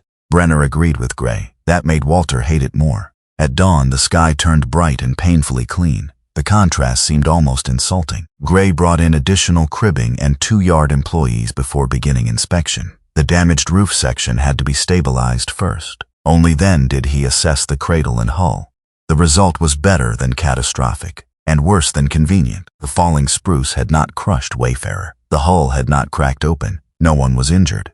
but one cradle support had shifted enough to transfer load into an area that had recently been repaired. A fresh structural section showed stress. 2 components needed removal and rework. Several alignment checks would have to be repeated. Weeks of work had not vanished, but enough had been undone to hurt. Walter stood beneath the open bay door while Gray explained. He did not argue. That frightened Brenner. Normally, Walter had opinions before Gray finished sentences. Today, he only listened. How much? Walter asked. Gray gave him a range. Walter nodded. And the launch date? Possible. That's not an answer. It's the only honest one. Walter looked toward the boat. The Wayfarer seemed tired. So did he. Brenner expected anger. Walter had plenty of it available. Instead, he walked to the folding table, lowered himself into a chair, and sat with both hands hanging between his knees. June arrived later that morning. She took one look at her husband and did not ask about the damage first. She touched his shoulder. Walter said, "I'm fine." June looked at Brenner. Brenner said nothing. She knew the phrase too well. By afternoon, Walter had gone home. He told everyone he needed to rest. For once, nobody stopped him. That evening, he opened his laptop at the small furnished studio he and June rented during colder months.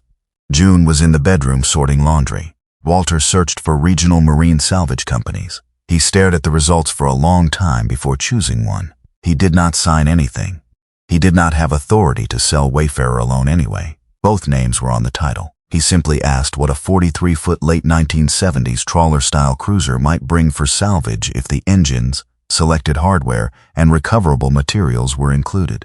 When the reply arrived the next morning, Walter read it twice. The number was depressing. That almost made the decision easier. He left the email open. June found it by accident, or perhaps nothing discovered in a 50-year marriage was entirely accidental. She came out of the bedroom holding the laptop. Walter was pouring coffee. "What is this?" He looked at the screen. His shoulders dropped. "An estimate. For what? You can read." "Don't do that." Walter set the coffee pot down. June's pale blue eyes were sharper than usual. "You contacted a salvage company. I asked a question. You asked how much our home is worth dead." Walter flinched. June saw it. Neither of them took the sentence back. "I haven't sold anything. You decided you were willing to." "No, you decided you were allowed to decide." Walter turned away. "It's costing too much. We knew that. It's costing more now. We know that too. People are spending their lives on this thing." June stared at him. "People are working on it. Brenner's doing labor he could charge somebody for. Gray keeps cutting his hours. Tessa discounted work. Caleb stays late. You're spending money your mother left you. My money. Our future." June's voice hardened. "There it is again." Walter turned. "What?" "You deciding what everyone else is allowed to give. I'm trying to keep us from becoming a burden." "To whom?" "To everyone." The word filled the room. Walter immediately looked older. June did not step back. She had spent decades loving a man who repaired things before admitting they were broken, who took pain medication only after she stopped asking whether he hurt and simply handed it to him, who climbed ladders when nobody was looking, who hid invoices, who quietly repaid favors because gratitude made him uncomfortable. She knew exactly what was happening. "You hid your wrist pain until Brenner saw it." Walter frowned. "That has nothing to do with this. You returned half the money he spent on hardware." His eyes shifted. June continued. "You worked on that engine when Gray told you to rest. You pretended your knee wasn't swelling. Now you contacted a salvage yard without speaking to me." "I was trying to. I know what you were trying to do." Her voice dropped. "That was worse than shouting. You think if you refuse enough help, no one has to carry you." Walter looked at the floor. June stepped closer. "But love isn't always carrying someone because they're weak." She swallowed. "Sometimes it's carrying something together because it matters." Walter's face tightened. "I don't want you trapped by me." "I am not trapped. You say that now. I have been married to you for 51 years, Walter. I have had ample opportunity to escape." He looked up despite himself. June's mouth trembled, then steadied. "You keep confusing isolation with dignity." Walter said nothing. June's eyes filled, but she did not cry. "And sometimes refusing to let people love you doesn't make you strong." She paused. "It just makes everyone else lonely." Outside the apartment window, someone's car door closed. A dog barked in the distance.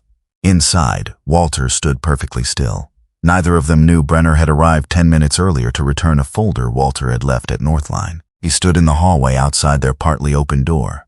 He had heard only the last part. It was enough. He backed away quietly. He did not knock. That night, Brenner opened the closet in his cabin and took down an old black deployment-style duffel. He set it on the bed. Drift watched from the doorway. Brenner began with practical things. 2 pairs of work pants, base layers, travel documents, a compact toiletry kit. The habits came back too easily. The bag knew what to become. So did he. He had done this many times after leaving the Navy. Take a contract, fly somewhere anonymous, do useful work, return later, or somewhere else. No one waited long enough to be disappointed. Brenner folded a charcoal shirt and placed it inside. Drift entered the room. The shepherd sat beside the bed. Don't. Drift blinked. Brenner stopped packing. June's voice replayed in his head. It just makes everyone else lonely. He told himself the sentence had been meant for Walter. That did not help. He zipped one side pocket, then stopped again. The next morning, Walter did not come to Northline. No call, no complaint, no argument with Gray. His stool remained empty beside the engine bay. The stainless steel mug he usually carried was not on the workbench. At 11, Drift walked toward Walter's usual station. The German shepherd sniffed the floor once, then turned in a small circle and lay down beside the empty stool. Brenner watched him. Nothing supernatural. Drift had learned a routine. Walter arrived. Walter smelled like oil, coffee, canvas, and machine shops. Walter talked too loudly at engines. Walter sometimes dropped tiny pieces of sandwich where June could not see. Today, Walter was missing. The dog noticed, so did Brenner. Gray came over carrying measurements. Need your help on the aft support. Brenner kept looking at the stool. Later, Gray followed his gaze. He understood more than he said. Lake overlook. Brenner looked at him. Gray shrugged. He goes there when he wants to be miserable in scenery. Brenner took his jacket. The picnic area lay on a rise overlooking the northern basin of Alderwake. Walter sat alone at a weathered table beneath tall pines. The lake below was blue and calm. Brenner approached without trying to be quiet. Walter did not turn. If June sent you, go home. She didn't. Gray? No. Walter looked over. Dog? Possibly. That earned the faintest reaction. Brenner sat opposite him. They watched the lake. Minutes passed. Walter finally said, I'm taking too much. From who? Everyone. Specific. Walter frowned. Brenner, you asked. Walter rubbed his palms together. June's money, your time, Gray's time, everybody's favors. You teach Caleb something every day. That's not payment. No. You think knowing an injector trick balances all this? No. Walter stared at him. Brenner continued. You think the only things you give people are things you can invoice? Walter looked away. Brenner nodded toward the lake. June smiles more at the yard than she did the first week. Walter's face softened despite himself. Caleb follows you around because you know things he doesn't. That kid should learn to read manuals. He reads manuals. Then he should read better ones. Brenner almost smiled. He waited, then said, and I keep showing up. Walter looked at him.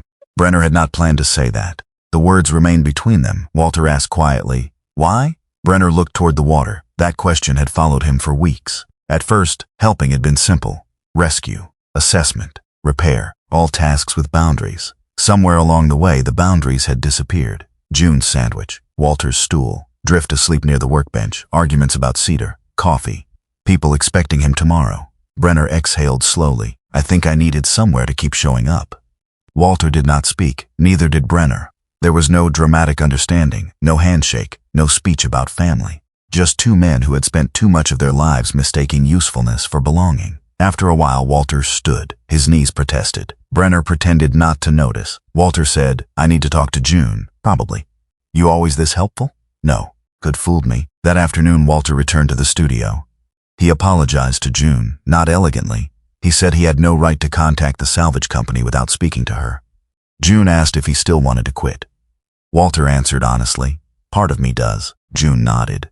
So does part of me. That surprised him more than anger would have. She reached for his hand. But we don't let the most frightened part decide alone.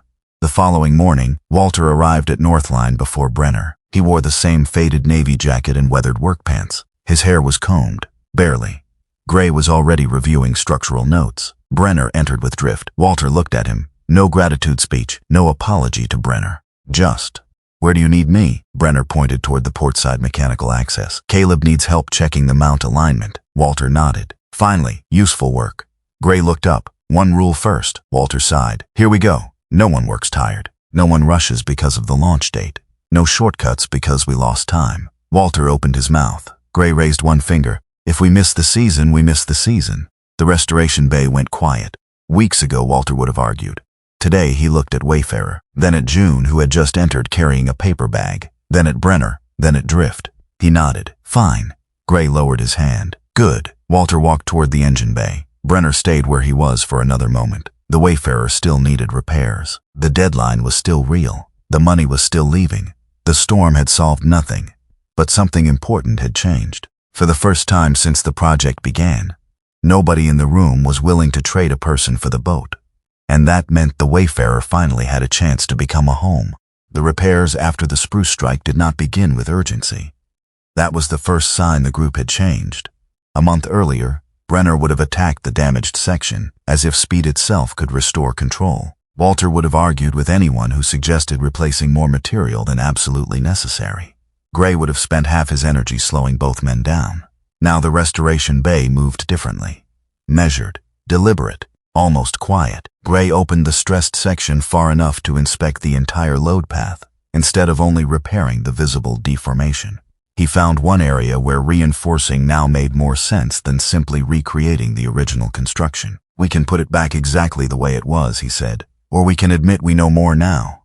Walter stood beside him with his faded navy blue work jacket open over the oatmeal thermal Henley, his weathered hands tucked into the pockets, rather than reaching immediately for a tool. A month earlier, he would have asked what the original specification had been. Instead, he asked, "What would you do if it were yours?" Gray looked at him. That question surprised both of them. "I'd reinforce here, distribute load farther forward, and accept the extra 2 days." Walter nodded. "Do it." Brenner heard the exchange from across the bay. He said nothing. He did not need to. The old Walter had spent much of the restoration defending Wayfarer from change. The man standing beside Gray now understood that preserving something sometimes meant allowing it to become different. Brenner understood that lesson too. He just had not yet applied it to himself. The Wayfarer slowly took shape again. Electrical work was completed and properly documented. Tessa Morrow returned for the final important circuits, checking labels twice and refusing to accept one junction until Brenner replaced a poorly positioned support clip.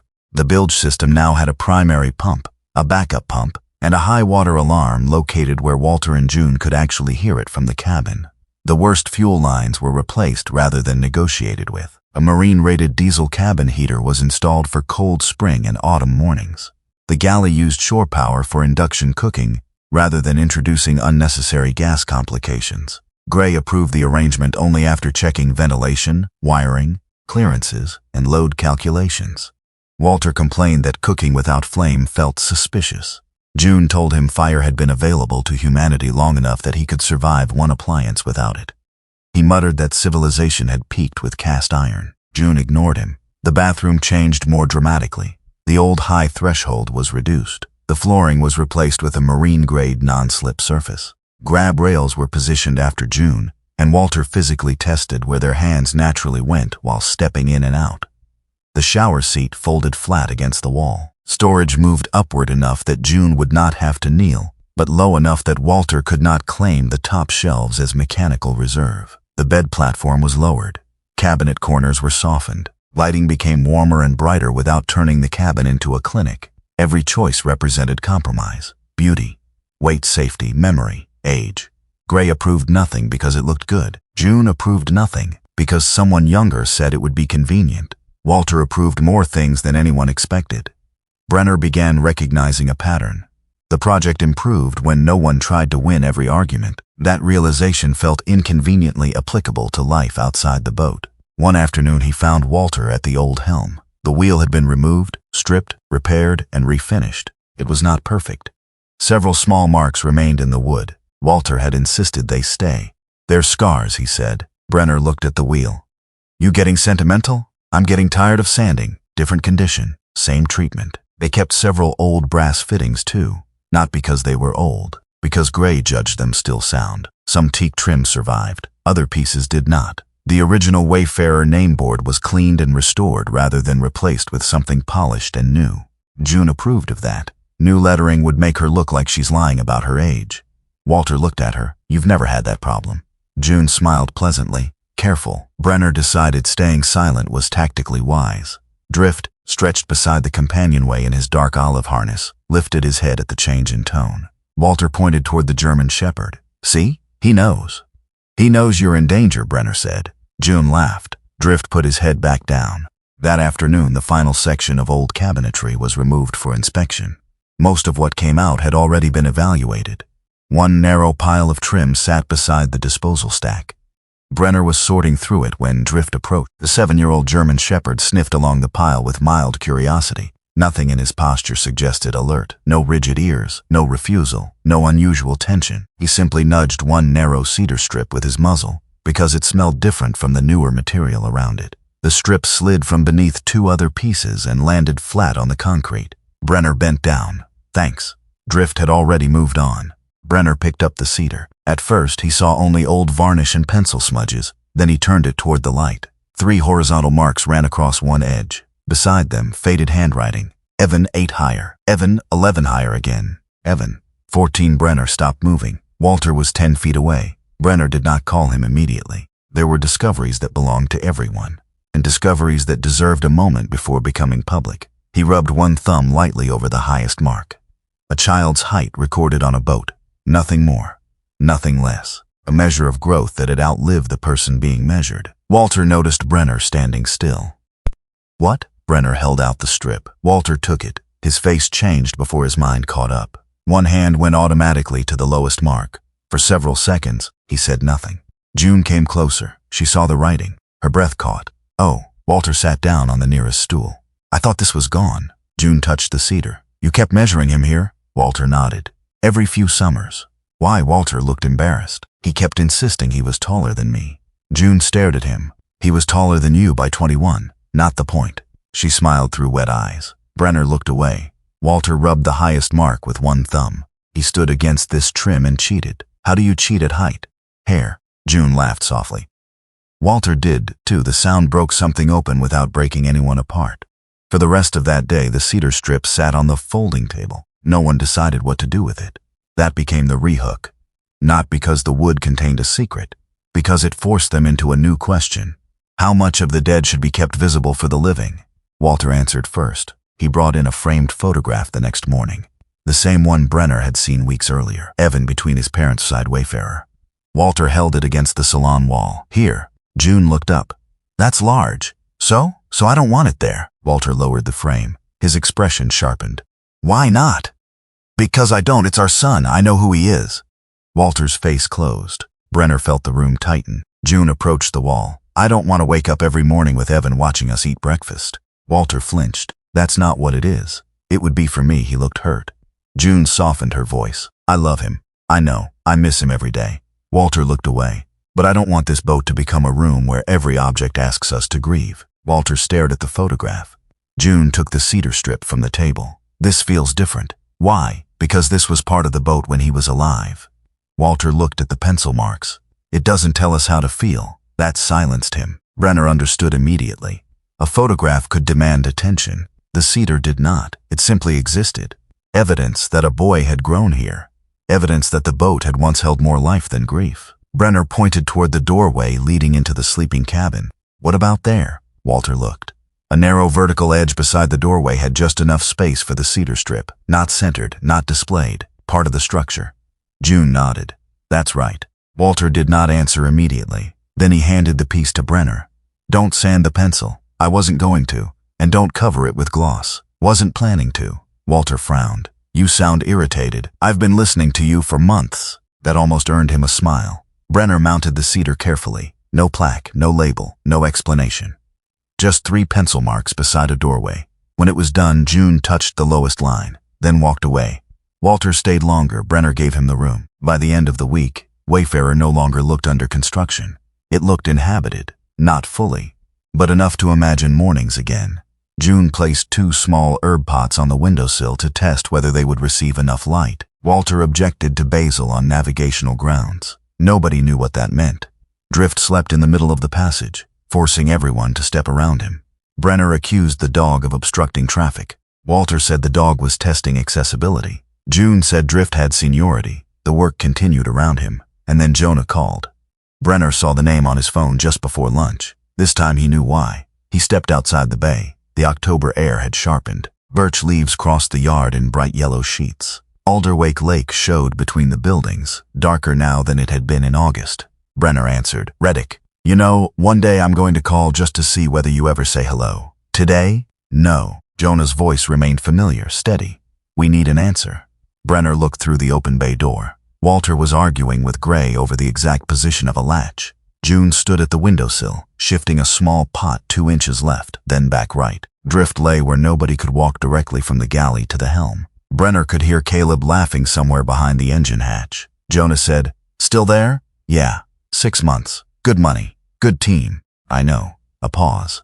Then Jonah added, without judgment, "You always said you weren't built to stay put." Brenner looked at the people inside the boat. For years, that sentence had sounded like self-knowledge. Now it sounded like an excuse he had repeated often enough to make permanent. He had spent his post-Navy life treating departure as proof of independence. No roots, no obligations, no one close enough to lose. It had worked. That was the problem. Some survival strategies worked long after survival stopped being the question. Brenner looked at Drift. The shepherd lifted his head as if sensing the attention. Not fate, not magic, just familiarity. Brenner remembered the duffel bag still sitting half-packed at the cabin. Jonah waited. Brenner exhaled. "Maybe I was wrong." Silence on the line. Jonah understood immediately. "You passing?" "Yeah, for the boat?" Brenner considered the question. "No." That answer mattered. If he stayed only because Walter needed help, he would still be a man completing a mission. He looked back inside. "I'm passing because I want to." Jonah was quiet for a moment. Then, "About time you figured out those are different." Brenner smiled. "Take care, Reddick." "You too." The call ended. Brenner remained outside for another minute. Nothing dramatic happened. No relief crashed through him. No revelation made the world brighter. He simply noticed he was not thinking about where he would go next. That was new enough. Gray began the final survey 3 days later. He treated it as if he had never seen Wayfarer before. Every improvement had to stand on its own. He tested circuits, reviewed labeling, checked access, inspected pumps, verified fittings, looked at through-hull systems, checked steering movement, examined repaired structural areas. Walter followed him for the first hour, gradually becoming more annoyed. Gray stopped in front of the electrical panel. "This label is wrong." Walter looked. "It's close." Gray stared at him. "There is no category for close labeling. It goes to the same area. It goes to a different circuit." Walter looked at Brenner. Brenner raised both hands. "Not my fight." Tessa corrected the label. Later, Gray found a cabinet latch that could release under hard movement. Walter sighed. "It's a cabinet. It becomes a projectile dispenser when the contents come out." Walter stared. Gray stared back. Walter removed the latch. "Fine." Gray looked almost disappointed there had been no argument. Near the end of the inspection, Walter finally asked, "How many more little things are you going to find?" "As many as exist." "You enjoy this?" "No." Walt gestured around the salon. "Look at it." Gray did. It was warm, functional, personal, beautiful without being extravagant. Walter said, "You know what this is?" Gray's expression remained neutral. "Yes, a good boat." Gray shook his head. Walter's face hardened. Gray continued, "It's a boat with a good story." Walter waited. Gray pointed toward the correction list. "I don't certify stories." Walter exhaled sharply. "What do you want from me?" Gray looked directly at him. "Do you want me to tell you this boat deserves to float because everyone worked hard and your son left sketches?" Walter said nothing. "Or do you want me to make you prove it's safe?" A month earlier, Walter might have heard insult. Now he heard the question. "Safe." Gray nodded. "Good, they corrected every item." Launch morning arrived cold and bright. The travel lift moved over Wayfarer slowly. Heavy slings were positioned beneath the hull. Brenner stood beside Walter while Northline's crew checked balance and clearances. June waited near the dock in her sage green jacket and cream sweater, one hand wrapped around a travel mug. Drift sat beside her. The Wayfarer rose. For the first time in weeks, nothing supported it from below, except the lift. Walter stopped breathing for a moment. Brenner noticed. "You good?" Walter nodded too quickly. The travel lift rolled toward the launch well. Sunlight struck the restored nameboard across the stern. Wayfarer. Not new. Restored. That difference felt important. The hull lowered toward Alderwake Lake. Walter's hands tightened at his sides. June moved closer. Water touched the keel, then climbed slowly along the hull. The slings loosened. Wayfarer floated. No one cheered immediately. Gray climbed aboard first. Brenner followed. They checked bilge access points. Dry. Gray inspected the repaired sections again from inside. No abnormal movement. Systems powered up. Primary bilge system ready. Backup alarm functional. Tessa verified shore disconnect procedure before Walter started the engines. The first diesel turned, caught, settled into idle. Then the second. Walter stood at the helm. The vibrations moved through his hands. He looked like a man hearing an old friend's voice after believing he never would again. June stepped beside him. "It sounds good." Walter swallowed. "Sounds different. Better?" He listened. "Maybe." The engines warmed. Steering responded. Electrical systems remained stable. No water appeared where it should not. Gray finished one more check and stepped into the salon. Walter looked at him. Well? Gray removed his glasses. She floats. Walter waited. Gray did not smile. That is not the same as passing. Walter's relief stalled. Gray pointed toward the open lake beyond Northline. Tomorrow we do the sea trial. Walter followed the gesture. The water outside the marina was calm, almost perfectly calm, but Brenner saw the change in Walter's face. His eyes fixed not on the dock, not on the instrument panel, on the open water. Walter's shoulders tightened. His left hand closed around the helm wheel. June noticed too. She looked at him. Walter released the wheel almost immediately. Fine, he said, too quickly. Brenner said nothing. For weeks, everyone had assumed Walter's greatest fear was losing Wayfarer. Now Brenner understood they had missed something. The storm had not only damaged the boat, it had changed what the lake meant to the man standing at its helm. And tomorrow, for the first time since the rescue, Walter would have to take Wayfarer back out where there were no walls around the water. Morning came to Alderwake Lake without drama. That felt appropriate. The sky above Northline Marine was pale blue, washed clean by several cold October nights. Frost silvered the shaded edges of the dock, and the birches surrounding the marina had lost enough leaves that sunlight reached places it had not touched in August. The lake itself was almost perfectly calm. Not glass. There was just enough movement to give the surface texture, small overlapping ripples carrying the reflection of the northern sky toward shore. Gray had checked the weather twice before sunrise. Then once more after arriving, wind light, visibility good. No approaching front, no meaningful chance of thunderstorms. Nothing in the forecast suggested they needed courage. That was important. No one aboard Wayfarer needed another emergency. They needed an ordinary morning. Walter stood at the helm while the engines warmed. He wore his faded navy blue canvas work jacket over the oatmeal thermal Henley, weathered brown work pants, and the tan leather boots that had collected almost every substance Northline Marine was capable of producing over the previous weeks. His white hair had been combed back neatly, though the wind coming through the open side window had already begun undoing the effort. June stood beside him in her light sage green quilted jacket, cream sweater and dark brown trousers, her beige and blue-gray scarf folded loosely at her neck. She did not fuss over him. That was deliberate. Walter hated being watched for weakness almost as much as he hated being asked whether he was all right. So June simply stood where she had stood beside him for decades, close enough that he knew she was there, far enough that he could pretend he did not need her to be. Gray moved through the cabin with a clipboard. His expression suggested Wayfarer had personally inconvenienced him by surviving long enough to require a sea trial. He checked engine temperatures, charging voltage, steering response, bilge status, throttle movement. Every item received either a short mark on the page or another inspection. Brenner waited near the aft section. He wore his olive green field jacket over his red and deep navy plaid flannel shirt, dark green cargo pants, and worn brown boots. His blue-gray eyes moved from Gray to Walter, then toward the dock. Drift stood beside him. The 7-year-old German shepherd wore his faded dark olive working harness, black and tan coat bright in the morning light. His amber eyes followed every movement aboard, though his posture remained loose. No alarm, no warning, no strange sound only he could hear. Today, Drift was simply a dog going for a boat ride with people he had learned belonged in the same place. Brenner preferred that. Gray returned to the helm. Ready. Walter's hand settled on the wheel. June looked at him. He nodded once. The lines came off. Wayfarer eased away from Northline. No applause followed. Brenner had been grateful for that. There was something indecent about cheering too early. The restored cruiser moved through the marina basin at idle, leaving only a small wake behind the stern. Walter listened to the diesels. His eyes moved constantly between instruments and water. Old habit. Professional habit. Perhaps something else. Gray said, "Bring her to 1200.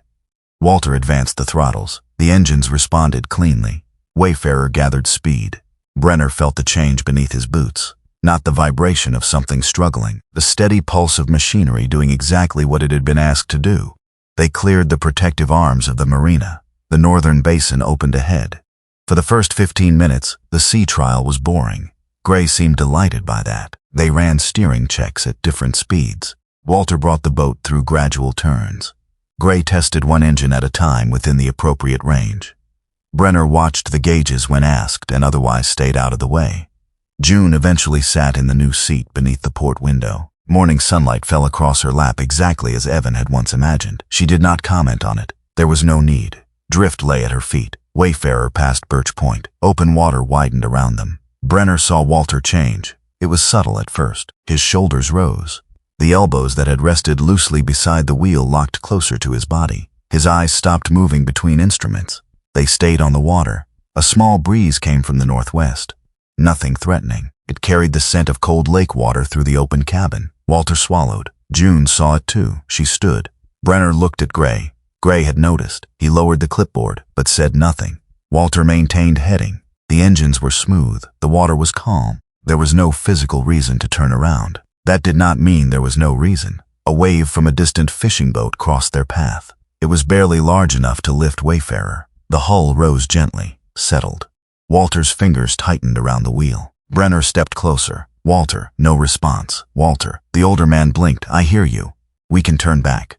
Walter stared ahead. I know. Gray remained silent. Brenner appreciated that. This was not something to solve with technical language. June moved beside her husband. She did not touch him immediately. Walter's breathing had changed. Too shallow. His eyes were still looking across Alderwake. But Brenner doubted he was seeing this morning anymore. Memory had taken the helm. Brenner knew what that looked like. A sound became another sound. A smell became another place. The body remembered danger before the mind could explain that danger was gone. Walter looked down at the gauges. Port temperature normal. Starboard normal. Fuel pressure good. Bilge alarm silent. Steering responsive. Facts. Every fact said fear did not care. June finally placed one hand on Walter's forearm. Nothing more. Walter's eyes closed. Just for a second. Brenner said, your call. Walter looked at him. There was anger in his face. Not at Brenner, at himself. I've run this lake since before you were born. I know. I've been in worse weather, I know. Walter looked forward again. Brenner did not tell him that courage meant continuing. Sometimes courage meant turning around. He wanted Walter to understand that distinction. If you want Northline, we go to Northline. Walter's jaw moved. June's hand remained on his arm. Gray waited. Drift lifted his head from beside June's seat. No bark, no approach. He only watched Walter. The boat continued forward at low speed. The silence lasted long enough to become uncomfortable. Then Walter inhaled, slowly, deeply. His left hand relaxed, then the right. He looked toward June. She said nothing. Walter turned back toward the lake. Keep going. Brenner studied him. You sure? No. Walter gave the faintest, humorless smile. That's not the same thing. Then he advanced the throttles. Wayfarer moved forward. Brenner stepped back. Something inside his chest loosened. Walter had not defeated fear. That would have been too simple. He had merely refused to hand it the wheel. Sometimes that was enough. The rest of the trial became ordinary again, and because of what had just happened, ordinary felt extraordinary. Gray returned to his checklist. At cruise speed, he recorded engine temperatures and steering response. They tested reverse, verified charging, checked bilge spaces again, ran several controlled turns. No leaks appeared. No abnormal vibration developed. The steering remained precise. One cabinet rattled. Gray wrote it down. Walter saw. You're writing down a rattle? Yes. It's a spoon. Then secure your spoon. June laughed. Brenner looked at Drift. Some things survived the restoration. Walter heard him. I can still put you ashore. You'd have to pass Gray's passenger removal procedure. Even Gray smiled at that. By late morning, they turned toward Northline. Walter kept one hand lightly on the wheel. The open water behind them no longer looked like an enemy, not yet a friend either. Perhaps it did not need to be either one. A lake was a lake. What happened upon it belonged to the people who survived it. When Wayfarer entered the marina basin, Gray finished his notes. Walter waited until they were tied at the dock before asking. Well? Gray looked at his checklist. You have a maintenance list. Walter's face fell slightly. Gray continued. You will always have a maintenance list. It's a 47-year-old boat. June covered a smile. Gray tapped the paper. But yes, with the scheduled items we discussed and proper seasonal care, I'm comfortable signing off on return to service. Walter looked at him. Say it again. No, thought so. Gray handed him the preliminary paperwork. Walter took it with both hands. He looked down at the pages for a long time, then passed them to June. She read the first line. Her eyes filled. Walter pretended to be interested in a dock cleat. Brenner had seen that maneuver before. Drift leaned his shoulder against June's leg. She rested her hand on his neck. No one applauded. Again, Brenner was glad. Wayfarer did not need a ceremony. It had water beneath it. That was enough. 3 days later, Wayfarer moved to Birch Glass Cove. The cove was part of Northline Marina's protected seasonal basin. tucked behind a narrow point thick with birch, spruce, and red pine. Breakwater protection on one side and natural shoreline on the others kept most wind-driven chop from reaching the inner slips. It was not wilderness. That was part of its value. There was shore power, fresh water, pump-out access, a gravel parking area within walking distance. Emergency vehicles could reach the dock by road. Walter and June had agreed to a long-term seasonal slip arrangement. Northline offered them a modest reduction because Walter had worked around the lake community for decades. Walter negotiated anyway. June accused him of trying to bargain with people who were already helping. Walter said bargaining was how he showed affection. Nobody believed him. Wayfarer looked different inside the protected cove. Finished, not new. Finished. The distinction mattered. Sunlight warmed the cedar-toned interior. June's seat remained beneath the window. The galley was compact and clean, with lightweight cabinetry, and the induction surface Gray had finally stopped inspecting, as if it were personally suspicious. The bathroom was easier to use without looking medical. The bed sat lower. Handholds existed where hands naturally reached. Warm lighting softened the cabin after sunset. The cedar strip carrying Evan's childhood height marks remained beside the sleeping cabin doorway. Most visitors would never notice it. Walter and June noticed every time they passed. That was enough. The brass pocket compass had found a place too. Walter cleaned the case carefully, removed years of tarnish without polishing away every mark, and mounted it in a small holder near the helm. Not as navigation equipment. Wayfarer had proper instruments for that. The compass was memory. Brenner noticed it during one of his first evenings in Birchglass Cove. He leaned closer. Still accurate? Walter looked at the old needle. Mostly. Brenner raised an eyebrow. Walter tapped the brass case. It wanders a little. Useful feature in a compass. Walter looked toward the window. The evening light turned alderwake silver beyond the cove. Doesn't have to be perfect. Brenner waited. Walter's voice softened. Still reminds me which way home is. For a moment, Brenner could not think of anything suitably dry to say. That annoyed him. Drift solved the problem by pushing his head against Brenner's hand. Brenner scratched behind one ear. Walter pretended not to notice the silence. That was kindness, too. A week later, Mara Quinn Ellery arrived at Birchglass Cove carrying the final piece of a different idea. She wore her dark navy county rescue jacket over the gray long-sleeve shirt, dark utility pants, and black waterproof boots. Her chestnut hair was tied low as usual, and the cool autumn air had reddened her cheeks slightly. Behind her, 2 Northline employees moved a weatherproof cabinet toward the head of the dock. Walter looked suspicious. "What is that?" Mara handed him a laminated information sheet. Northline Safe Harbor Support Station. Walter read it. Inside the cabinet would be thermal blankets, a basic first aid kit, throw line, waterproof flashlight, emergency radio instructions, and information for contacting county rescue. Nothing exotic. Nothing that required Walter or June to become rescuers. The marina had been discussing a small program for isolated docks around Alderwake, and what had happened to Wayfarer had pushed the idea forward. Mara explained the boundaries carefully. The locker belonged to the marina program. Anyone needing immediate equipment could access it. Walter and June were not obligated to take strangers onto their boat. They were not a public shelter. They were simply agreeing to remain a participating slip where emergency information and supplies could be maintained. Walter read the paper twice. So someone gets stuck out there, this might help them. That's the idea. He looked at Wayfarer. Months earlier, the cruiser had nearly become the reason 2 people did not come home. Now it would sit beside something designed to help somebody else make it back. Walter handed the paper to June. She read it, then looked at her husband. "Yes." Walter frowned. "I haven't said anything." "I know. You don't negotiate well. I've had 51 years of practice." Mara looked toward Brenner. "Are they always like this?" June said, "He's worse." Walter objected. Drift lay beneath a dock bench and ignored everyone. The cabinet was installed. Nothing ceremonial followed. No ribbon, no photographs. Just bolts tightened into treated timber and an inventory sheet taped inside the door. Brenner liked that too. Useful things did not always need speeches. Autumn deepened. Wayfarer remained in Birchglass Cove long enough for Walter and June to enjoy several weeks aboard before the seasonal haul-out. And during those weeks, Sunday became a habit. The first Sunday, June invited Brenner to dinner. The second, she asked whether 6 o'clock worked. By the fourth, nobody discussed whether Brenner was coming. He simply arrived. Drift came with him. June always prepared too much food. Walter complained that Brenner ate too quickly. Brenner reminded him he had once eaten meals on schedules designed by men who thought 8 minutes represented leisure. Walter told him that sounded like poor management. A mug appeared in one cabinet, dark blue, no decoration. Brenner used it once. The following Sunday it was in the same place. He understood. He did not mention it. Later, Walter gave him a spare key to the dock gate. He held it out without ceremony, for emergencies. Brenner looked at him. "You have a rescue locker now, for other emergencies." Walter shrugged. "Unknown emergencies." Brenner took the key, very technical. "I work diesel, not vocabulary." The dog bed appeared shortly afterward. June placed it beside the salon window, a thick rectangular bed with enough room for Drift to stretch out without blocking the entire passage. Brenner stared at it. No. Drift walked directly onto it, turned twice, lay down.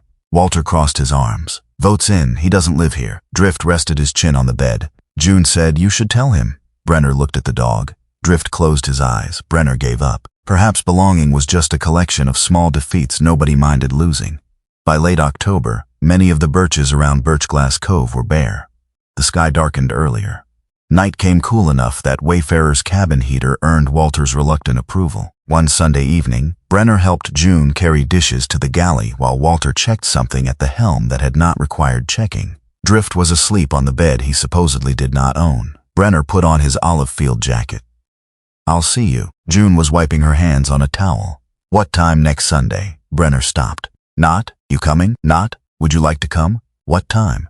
The assumption landed more deeply than any invitation could have. He glanced toward Walter. Walter remained very interested in a perfectly functional switch.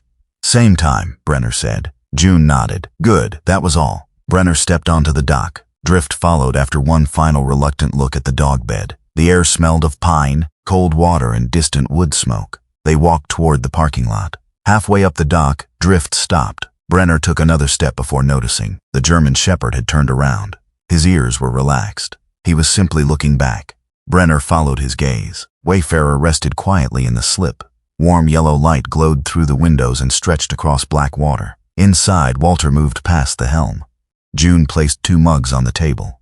The cedar strip beside the doorway could not be seen from here. Neither could Evan's compass. The safe harbor locker stood silently at the head of the dock. Nothing was happening. That was what made it different. No one was drowning. No one was injured. No storm was arriving. No radio was calling Brenner toward danger. There was no mission left unfinished. For years, Brenner had understood how to return when someone needed rescuing. Need created purpose. Purpose created obligation. Obligation made decisions easy. This was harder. Nobody on Wayfarer needed him tonight. They would be fine if he missed a Sunday. Walter could repair his own coffee maker. June could ask someone else to move a planter.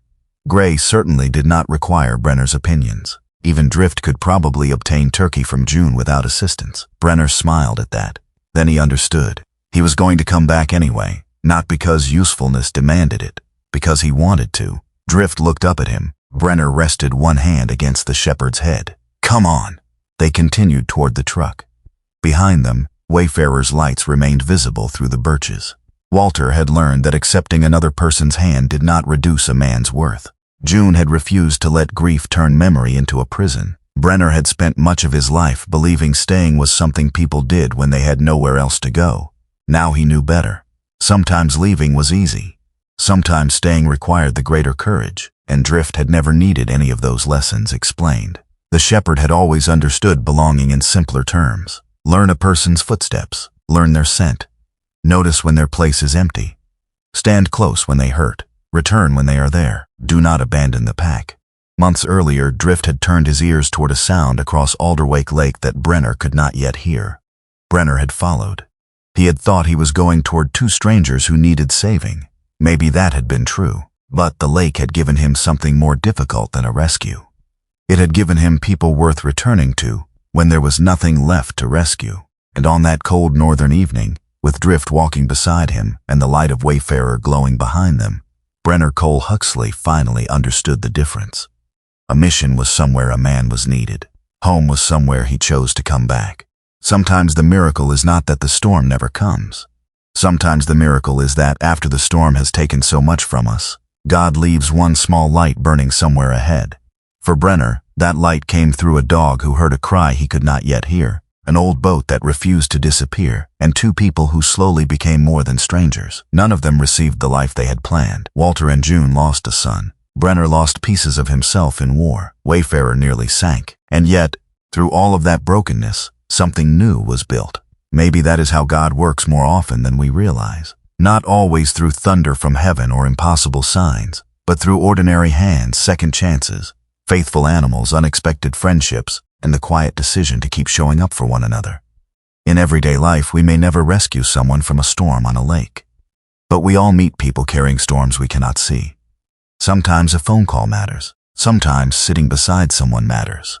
Sometimes forgiving matters. Sometimes accepting help is the bravest thing we can do. And sometimes the person we think we are saving becomes part of the way God saves something inside us. So if there is someone in your life you have been meaning to call them. If someone has offered you kindness, do not be too proud to receive it. If you have been running from a place where love keeps asking you to stay, perhaps ask yourself whether God has placed that door in front of you for a reason. Because home is not always the place where we started. Sometimes home is the place God leads us to after we have survived what we thought would break us. If this story touched your heart, please share it with someone who may need its message today. Tell us in the comments where you are watching from, and let us know if you believe animals sometimes enter our lives at exactly the moment God knows we need them.